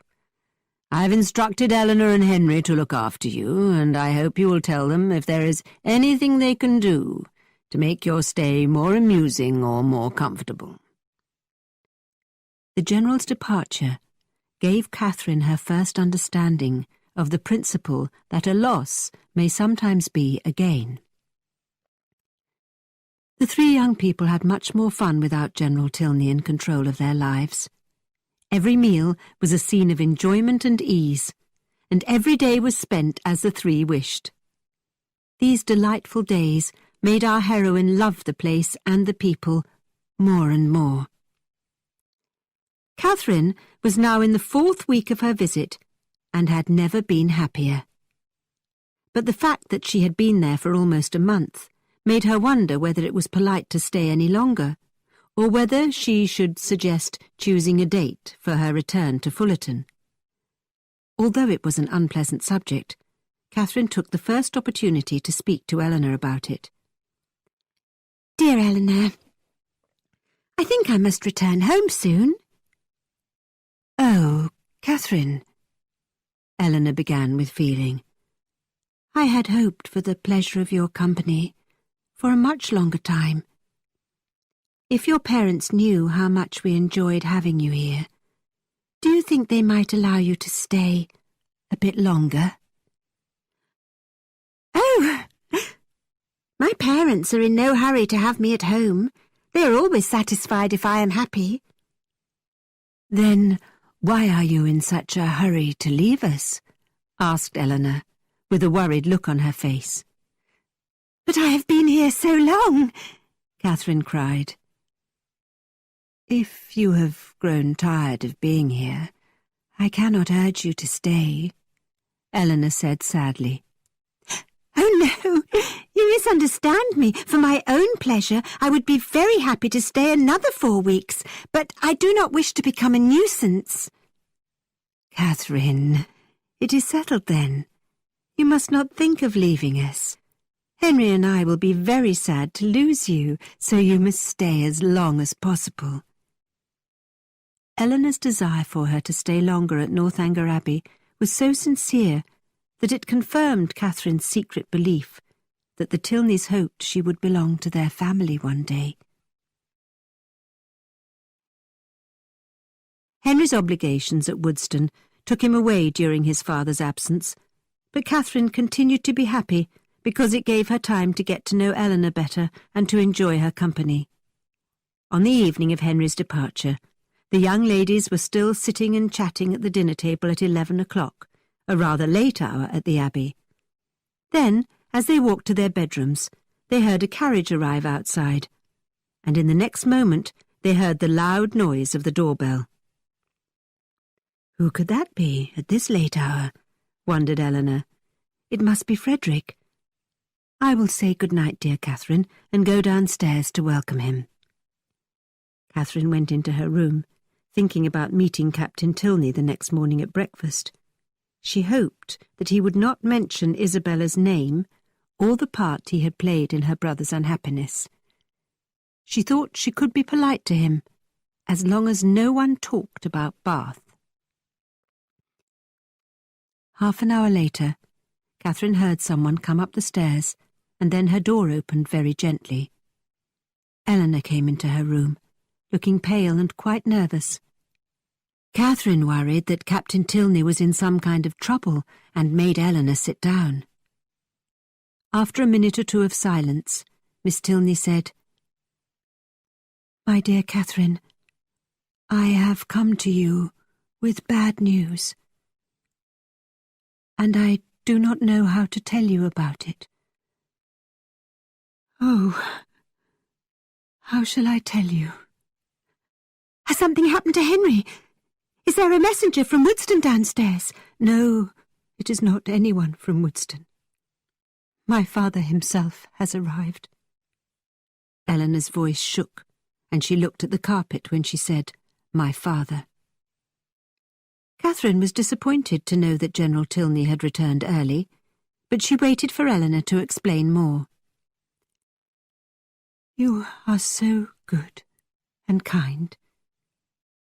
A friend who will understand how difficult this is for me, especially after we had happily agreed that you would stay for another 4 weeks. I am an unwilling messenger who has to tell you that we must part. My father has remembered that we accepted an invitation to go to Lord Longton's house near Hereford for a fortnight. We leave on Monday. Explanation and apology are equally impossible. My heart is too heavy to attempt either." My dear Eleanor, don't be distressed. I am very, very sorry that we must part so soon, but I am not offended. An earlier engagement must take priority, and I can finish my visit later. Or you can come to me at Fullerton after Hereford." "It will not be in my power to do that," Eleanor said quietly. "Come to Fullerton when you can, then." Eleanor did not respond to this suggestion, and Catherine continued, "Monday's very soon. And are you all going?" "Don't worry, Eleanor. I can be ready to go on Monday morning. We can be together until it is time for you to depart.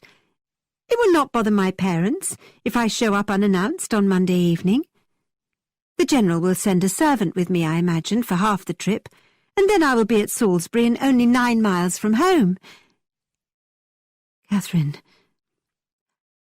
I wish I could tell you that those were the arrangements, but what can I say?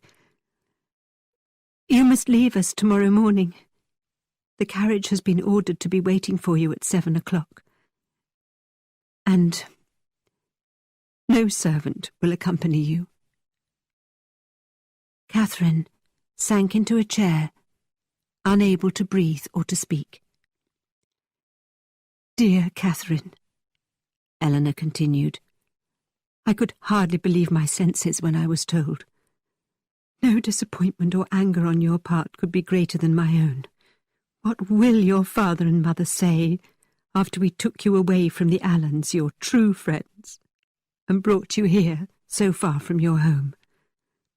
And now you are cruelly driven out of the house without the smallest consideration for your comfort or safety. Dear, dear Catherine, I had to deliver the message, but you know that I have no real power in this house. I think you know who is responsible for this insult." "Have I offended the General?" Catherine asked weakly. "I can think of nothing that you have done to offend him, but I have never seen him so angry." Catherine struggled to speak for Eleanor's sake. "I am very sorry if I have upset him. It is the last thing I would do on purpose. But don't be unhappy, Eleanor. You must go to Hereford and keep your engagement. I am only sorry that the trip was not remembered sooner, so I could have written home, but it will not matter to my family. They will be happy to see me." "But you should not have to make the journey alone." "Oh, the journey is nothing. It is less than 70 miles. Don't think about that. I can be ready at 7. Please ask your servant to call me in time." After Eleanor left, Catherine burst into tears. She was being thrown out. With no reasonable explanation nor apology from General Tilney, she was being rudely sent home. She could not even say goodbye to Henry. And what about her hopes? Would she ever see him again? How could a man who had been so polite and kind to her, who had treated her fondly throughout her time at Northanger Abbey, now act so rudely towards her? She must have offended him in some way, and given him reasons for treating her so badly. 7 o'clock. He wanted her out of the house before he left his bedroom in the morning.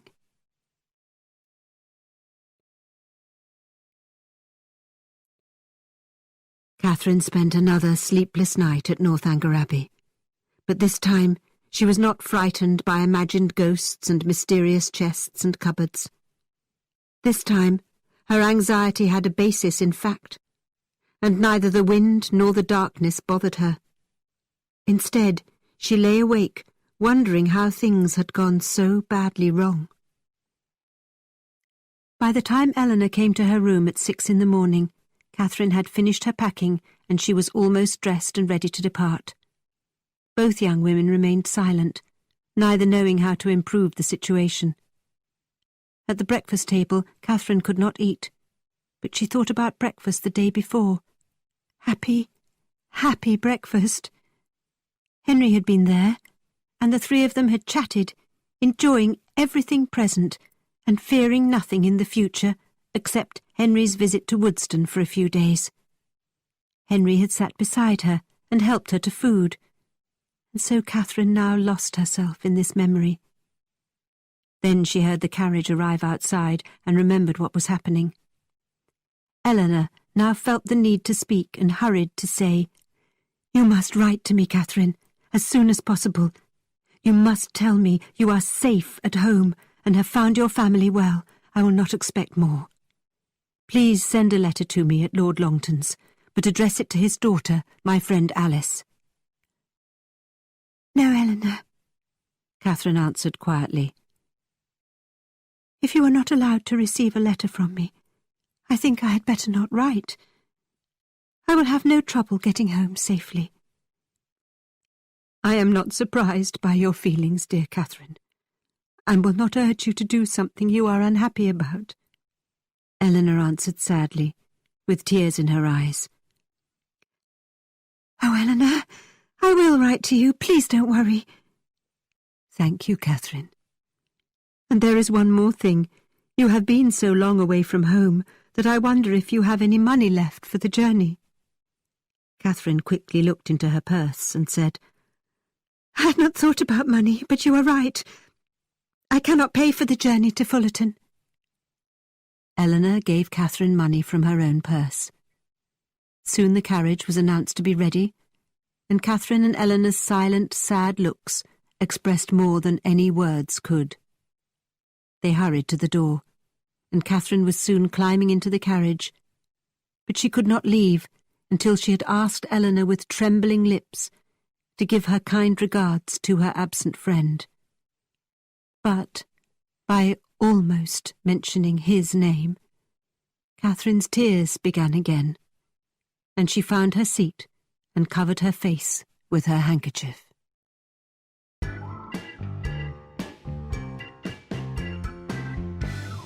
Chapter 11. Reliable Family Life. Catherine felt too unhappy to be frightened by the journey to Fullerton, and began it without worrying about its length or about being alone. Leaning back in the corner of the carriage, crying and feeling cruelly treated, she had gone a number of miles beyond the walls of Northanger Abbey before she raised her head and looked out of the window. She recognised the road as the same one that had taken her to Woodston only 10 days earlier, and she suffered even more as she thought about the difference between that trip and this one. Every mile, as it brought her nearer Woodston, added to her grief. When the carriage passed the road that led directly to Woodston, Catherine thought of Henry and the day that she had spent at his house there. It had been one of the happiest days of her life. On that occasion, the General had given her the impression that he actually wished for Henry to marry her. Yes, only 10 days ago she had felt so happy about the future, and now, what had she done, or not done, to deserve such a change in the General's opinion of her? The only offence against General Tilney that Catherine could accuse herself of was her shocking suspicions about what had happened to his wife. But Catherine trusted that her secret was safe with Henry. He would not have betrayed her. It was impossible for the General to know that she once wondered if he might have murdered his wife or made her a prisoner in her own home. Of course, if he did know about her suspicions, he would have a good reason to ask her to leave. But she believed in Henry, and was certain that her secret was safe with him. But more than anything, Catherine was anxious about Henry's feelings when he returned to the Abbey and found that she had been sent away. Would he accept his father's reasons for throwing her out? Or would he regret that she was gone and hate his father for sending her home? Would he argue with his father, or remain obedient and talk only to Eleanor about his true feelings? While thinking over many questions and struggling with doubts about herself, Catherine hardly noticed the hours and miles flying by. How would she explain to her family the circumstances surrounding her sudden return to Fullerton? Would there be any pleasure in returning home with such a story to tell? How could she make it clear to them that Henry and Eleanor were the finest, most interesting and most reliable friends she had ever known? How could she separate them from General Tilney and her family's opinion? It would break her heart if her family judged her friends unfairly. Finally, after a journey which had taken more than 11 hours without accident or alarm, Catherine reached Fullerton just after 6:30 in the evening. We would expect a heroine to return to her native village after achieving great things, with many stories of success to be proud of. But this homecoming was very different from what you or she might have hoped for. Our heroine was returning home disappointed, alone, and without hope or joy. Therefore her carriage passed quickly through the village, and Catherine hurried into her house, unwilling to meet the questioning eyes of friends and neighbours. But you must remember that the Morland family would not have high expectations of any great achievements or successes for Catherine. Instead, although they would be surprised by her unexpected arrival, they would simply be very happy to have her at home again. The two youngest children, a boy and girl of 6 and 4 years old, looked out when they heard the carriage stop at their gate, expecting as usual to see a brother or sister arrive home. But when they saw that it was Catherine returning after an absence of 11 weeks, they jumped for joy, shouted for their parents, and ran out to greet their older sister. The warm, affectionate welcome that Catherine received from her parents and brothers and sisters awakened the best feelings in her heart, and she found her troubled spirit calmed. She even, at first, felt happy. But Mrs. Morland noticed that the poor traveller looked pale and tired, and soon had the family seated round the tea-table. With cups of tea and sandwiches in front of them, everyone was eager to hear about Catherine's adventures and to find out why she had come home without warning. Quite slowly, and with much hesitation, Catherine tried to explain what had happened the night before. And although her parents were usually unwilling to criticize other people, they felt unable to pardon this insult to their daughter. They believed that General Tilney had acted neither honourably nor kindly as a gentleman or as a parent. What could have made him treat a guest so badly? Like Catherine, they could see no reason for his rude behaviour, especially after he had treated her so well for the past 4 weeks. Finally, Mrs. Morland ended the conversation by saying, "It is a strange business, and General Tilney must be a strange man. But you are home now, safe and secure. It is not worth troubling yourself any further about that man's reasons." But why couldn't he send Catherine home in the proper manner, if he had to leave for Hereford? Asked Sarah, the eldest of Catherine's sisters. "I do not think we will discover his reasons," answered Mrs. Morland. "I feel sorry for his own children, who must have a difficult time with him as their father. But you managed well on your long trip, Catherine, and I am very proud of you. I believe you have grown up quite a lot in the last 11 weeks. I am glad I did not know of your journey while it was happening. But now it has ended, perhaps there is no great harm done. You are not the same little girl that we said goodbye to 11 weeks ago. You have grown up and can take care of yourself now." Catherine hoped that her mother was right about that, but her spirits were quite worn down, and she longed to be silent and alone. She was happy to agree to her mother's suggestion that she should go to bed early and gain the benefit of a good night's rest. Her parents knew she was tired and disappointed, but they had not guessed that she was also suffering from a broken heart. Perhaps it is odd that with a young daughter of 17 just returning from her first adventure away from home, they had not thought of that.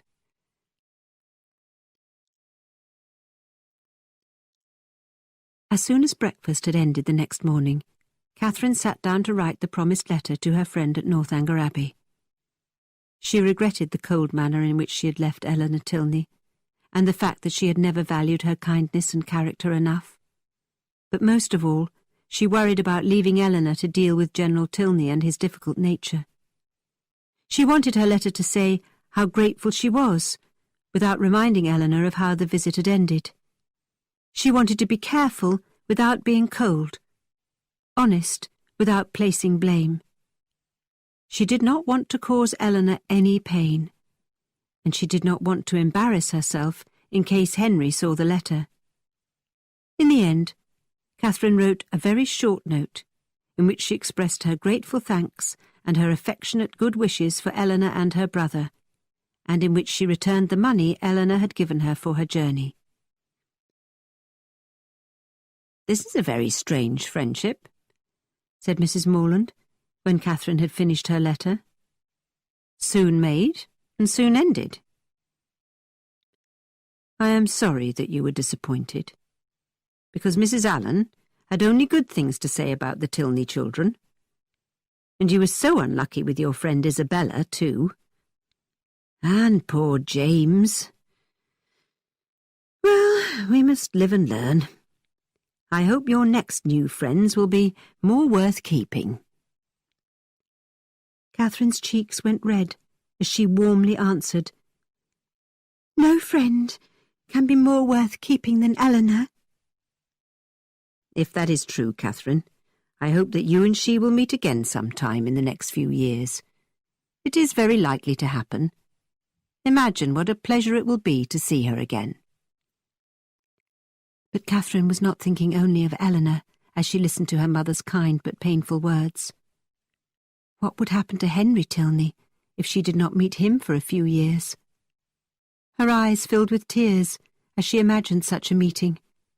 He might have forgotten her and have met another young woman who attracted him. The next time she saw him, he might be a married man with a family of his own. He might not even recognize her. Mrs. Morland was disturbed by her daughter's tears and proposed a visit to Mrs. Allen. And so mother and daughter began the walk to their neighbour's house, which was less than a quarter of a mile distant. As they walked, Mrs. Morland gave Catherine her opinion of James's broken engagement.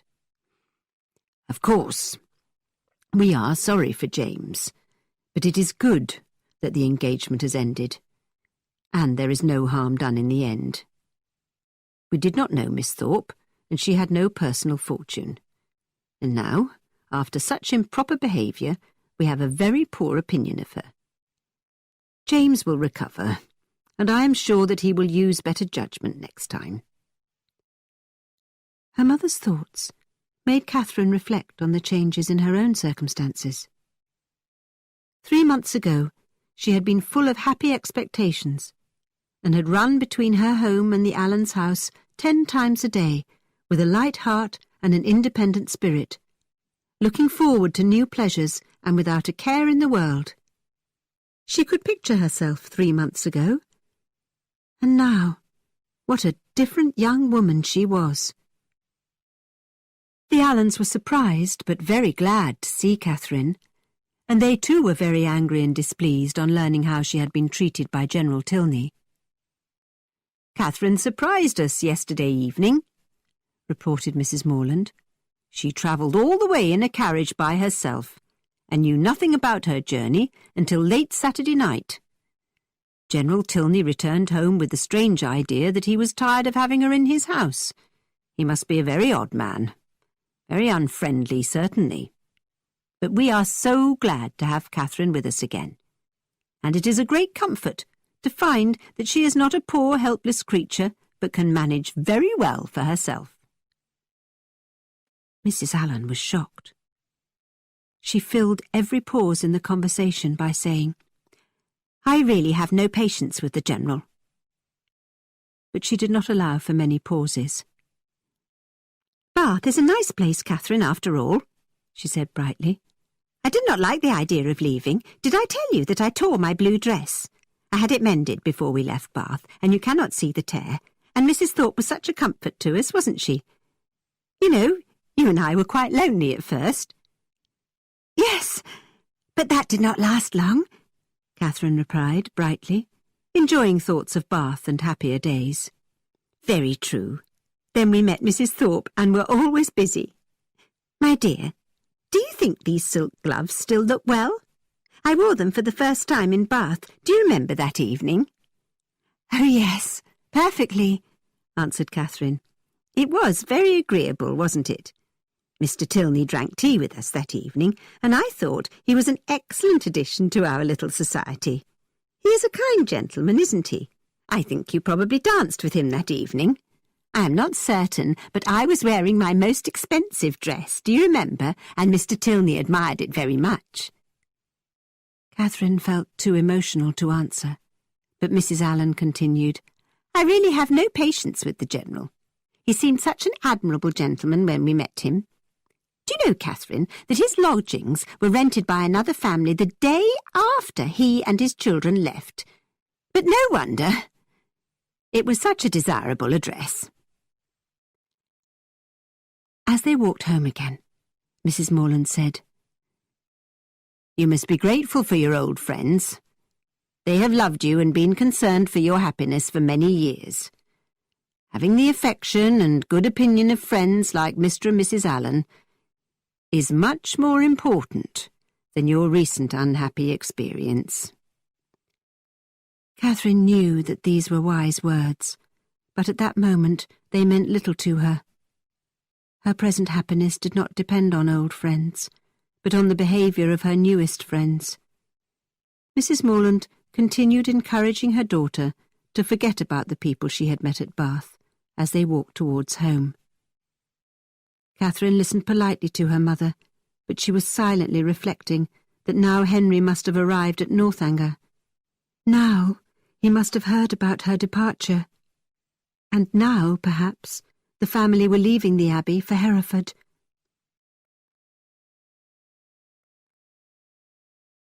The following day, Mrs. Morland sat with Catherine and Sarah, her two eldest daughters, as they worked at their various jobs. Catherine had never been hard-working, nor had she liked sitting indoors for very long, but Mrs. Morland noticed that her bad habits had become even worse. The 17-year-old could not sit still, nor concentrate on a piece of work for even 10 minutes at a time. She regularly stood up and walked around the room, or wandered into the garden. Sitting quietly seemed impossible. But worst of all to her mother was Catherine's lack of energy and spirit. She knew her daughter had never been a good worker, but silence and sadness were unusual for her. What had happened to her old cheerful personality? For 2 days, Mrs. Morland allowed this behaviour to pass without a hint of criticism. But when a third night's rest still had not returned Catherine to her old self, she decided to have a serious talk with her daughter. My dear Catherine, I am afraid you have become too grand for your own family. Should your father mend his own shirts? Look how steadily your sister is working, while your head is still in Bath. You must remember that there is a time for everything. Now is not the time for balls and theatre. Now is the time for you to be useful to me and to your family.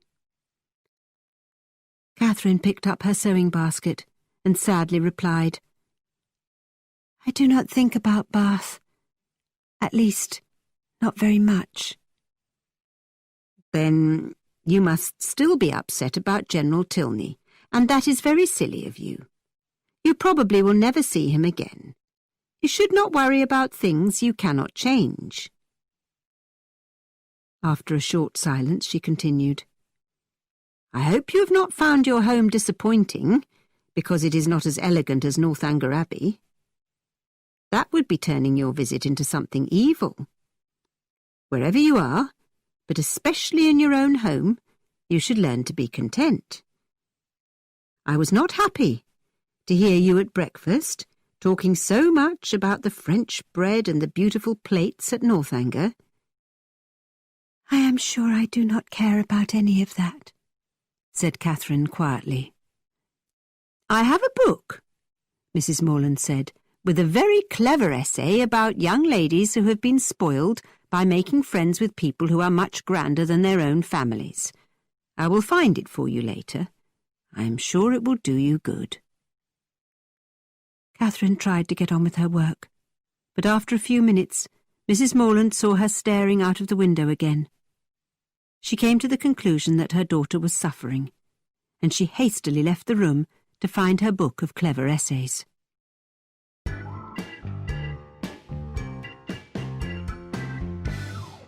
Chapter 12.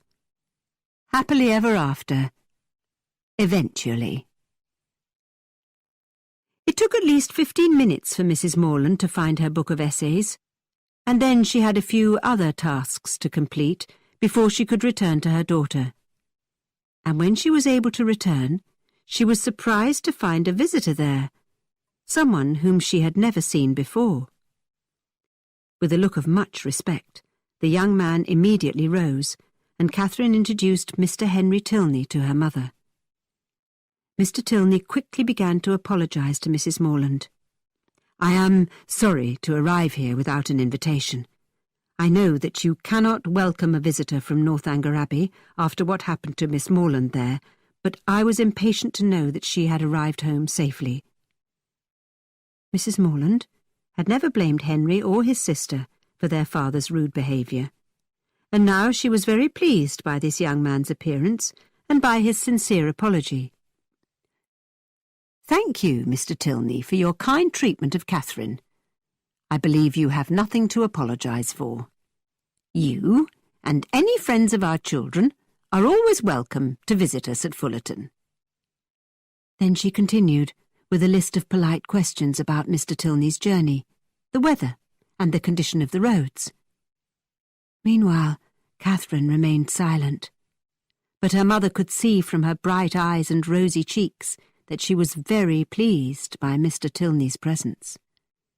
And Mrs. Morland slipped the book of essays into a convenient drawer for a future hour. Eventually, Mrs. Morland exhausted her supply of polite questions, and Henry turned to Catherine for the first time since her mother's entrance, and asked, "Are Mr. and Mrs. Allen now at Fullerton?" Catherine struggled to calm her nerves and answer sensibly, but finally made it clear that the Allens were at home. "I would like to pay my respects to them," Mr. Tilney said. His face was now almost as red as Catherine's. "I wonder if you would be kind enough to show me the way to their house, Miss Morland."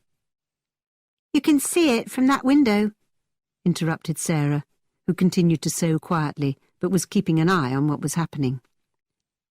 Mr. Tilney bowed politely, but Mrs. Morland gave her younger daughter a silencing nod. They both understood that seeing the Allens was not the primary purpose of Mr. Tilney's invitation. Mrs. Morland thought that he might want to explain his father's behaviour to Catherine in private, and she did not intend to put any barriers in the way of that conversation. She encouraged Catherine to walk to the Allens' house with Mr. Tilney. Mrs. Morland was correct. Henry Tilney did want to explain his father's rudeness. A difficult task for a son. But that was not his primary reason for wanting to talk to Catherine. Above all, he wanted to explain himself. And before they reached the Allens' house, he had done that extremely well. In fact, it was a speech that Catherine thought could not be repeated too often. Henry assured her of his affection, and asked if he could hope that she also loved him, something that you will have no doubts about by this time. Henry was sincerely and completely attached to our heroine. He was delighted by her character and truly loved spending all his time with her. But you must understand that his love and affection for Catherine had its origin in something quite simple. He had recognized that she seemed to admire everything about him, and for this he was very grateful. So on this basis, although Henry would not have been able to explain his reasons to himself, he proposed marriage to Miss Catherine Morland. The visit to Mr. and Mrs. Allen's house was very short. Both Catherine and Henry were thinking of something much more important than chatting about Bath. Henry was polite, Catherine scarcely said a word, and soon the young couple were happily walking along the path together again, with nothing to do except think of their future life together. Can you imagine the joy that filled our heroine's heart? She floated along beside Mr. Tilney in a cloud of happiness as he talked about this and that. But she listened carefully when her dear Henry said that he did not have his father's permission to approach her. On his return from Woodston 2 days earlier, he had been met near the Abbey by his impatient father. In very angry terms, the General had insisted that Henry should never think of Miss Catherine Morland again. This information shocked Catherine, but more important was the fact that Henry wanted to marry her. Knowing that she was loved gave her the courage to try to understand the motives for General Tilney's actions and for his disapproval of her. As Henry's story unfolded, her curiosity turned to delight. His father had found no reason to criticize Catherine's behaviour or her character. He was instead disappointed by his own actions and ashamed of having been misled by Mr. John Thorpe. Catherine, it seemed, was guilty of only one thing in the General's opinion. She was less rich than he had supposed her to be. The General had been deceived by John Thorpe at their first meeting at the theatre in Bath. On that occasion, Henry had been talking to Catherine, and the General had asked Mr. Thorpe if he knew the young lady. John Thorpe had a misleading and even dangerous habit of exaggerating the importance and wealth of his friends and acquaintances. He seemed to think that this made him more important in the eyes of the world. When he had become friends with James Morland, he had reported to his family that he had met a young man from a very grand family. Then, introducing James to Isabella, he had doubled the amount of his friend's living, multiplied his private fortune by 3 or 4 times, invented a rich aunt for him, and forgot about half of James's brothers and sisters. John Thorpe had continued with this practice of exaggeration when telling General Tilney about the Morland family. He had invented a large private income for Catherine, whom he himself had decided to marry, as well as the promise that she would one day receive an enormous inheritance from the Allens. With this information, which he had no reason to doubt, General Tilney had decided to welcome Miss Morland to Northanger Abbey, and to encourage his son to consider Miss Catherine Morland as a possible bride. Henry and Eleanor knew nothing about their father's conversation with John Thorpe.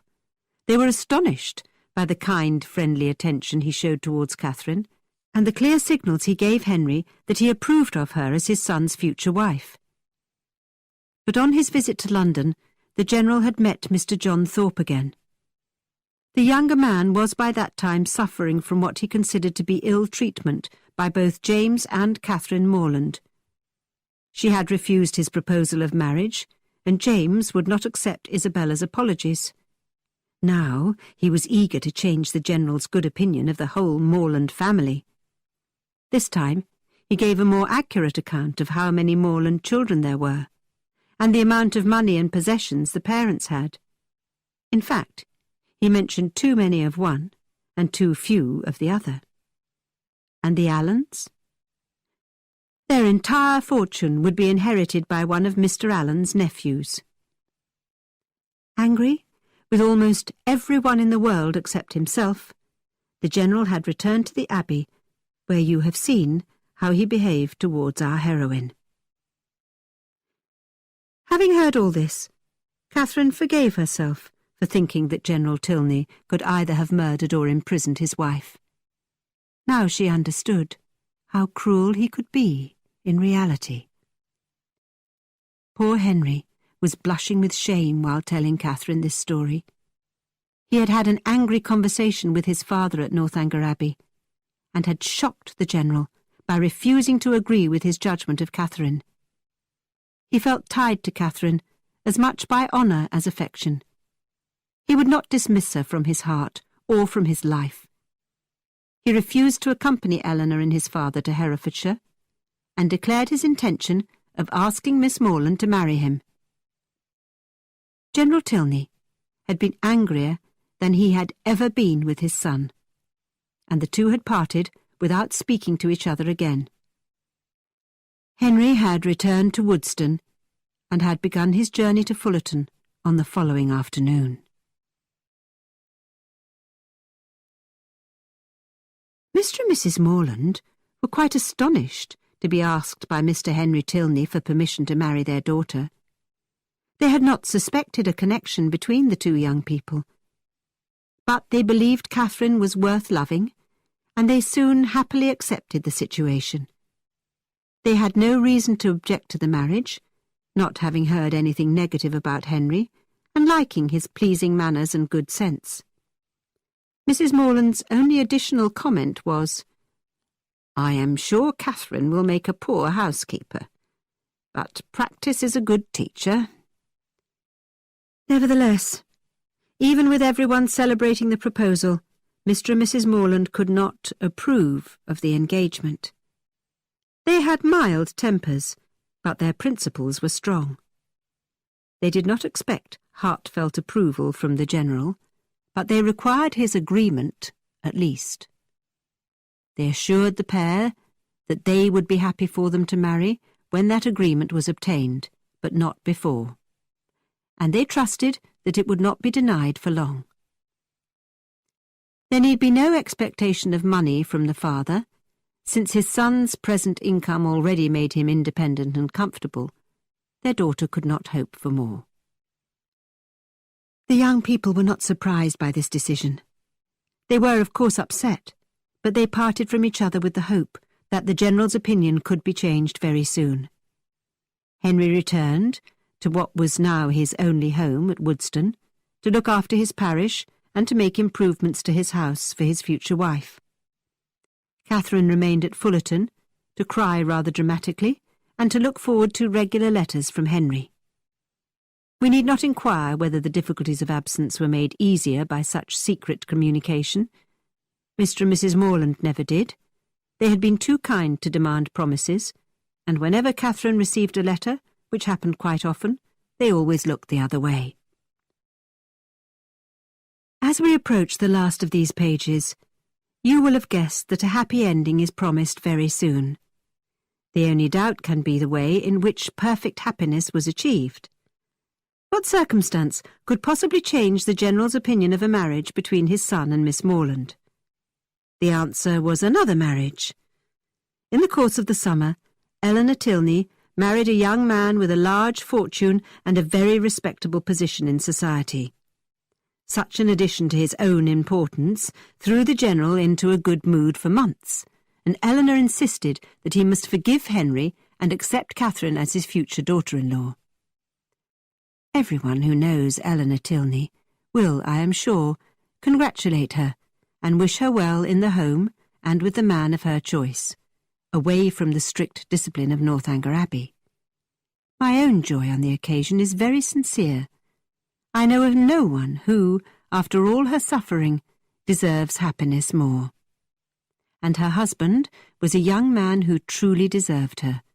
He was not only rich and important, but also affectionate and charming. Eleanor had known him for years, but General Tilney had approved of him as little as he approved of Catherine, and for the same reason. He came from a respectable family with no money. But then this young man inherited an enormous fortune as well as a title, and the General's opinion changed immediately. Suddenly he too could see that Eleanor's future husband was the most charming young man in the world. And I should add that this was the same gentleman whose careless servant left the laundry lists in a drawer at Northanger Abbey and involved our heroine in one of her most alarming adventures. Eleanor and her delightful rich husband used their influence to persuade the General that Henry should be allowed to marry Catherine Morland. In fact, they explained that Catherine was not, in fact, poor, and would have an income of her own of £3,000 a year, and that her father was much wealthier than John Thorpe had reported during his second meeting with General Tilney. As a result of this happy news, the General soon permitted his son to return to Northanger Abbey and wrote to Mr. Morland, politely giving his agreement to the marriage of his younger son and the Morlands' eldest daughter. The event which the General's letter permitted soon followed. Henry and Catherine were married. The church bells rang, and everybody celebrated. The wedding took place less than 12 months after the young couple had met, so the General's cruelty did not hurt them very much, or for very long. To begin perfect happiness, at 26 and 18, is to do quite well. I should add, moreover, that perhaps the General added to this happiness by delaying the marriage and giving them time to improve their knowledge of each other and to strengthen their attachment. I leave it for you to make a final judgment on this question. Is the purpose of this story to recommend parental cruelty, or to reward a son's disobedience?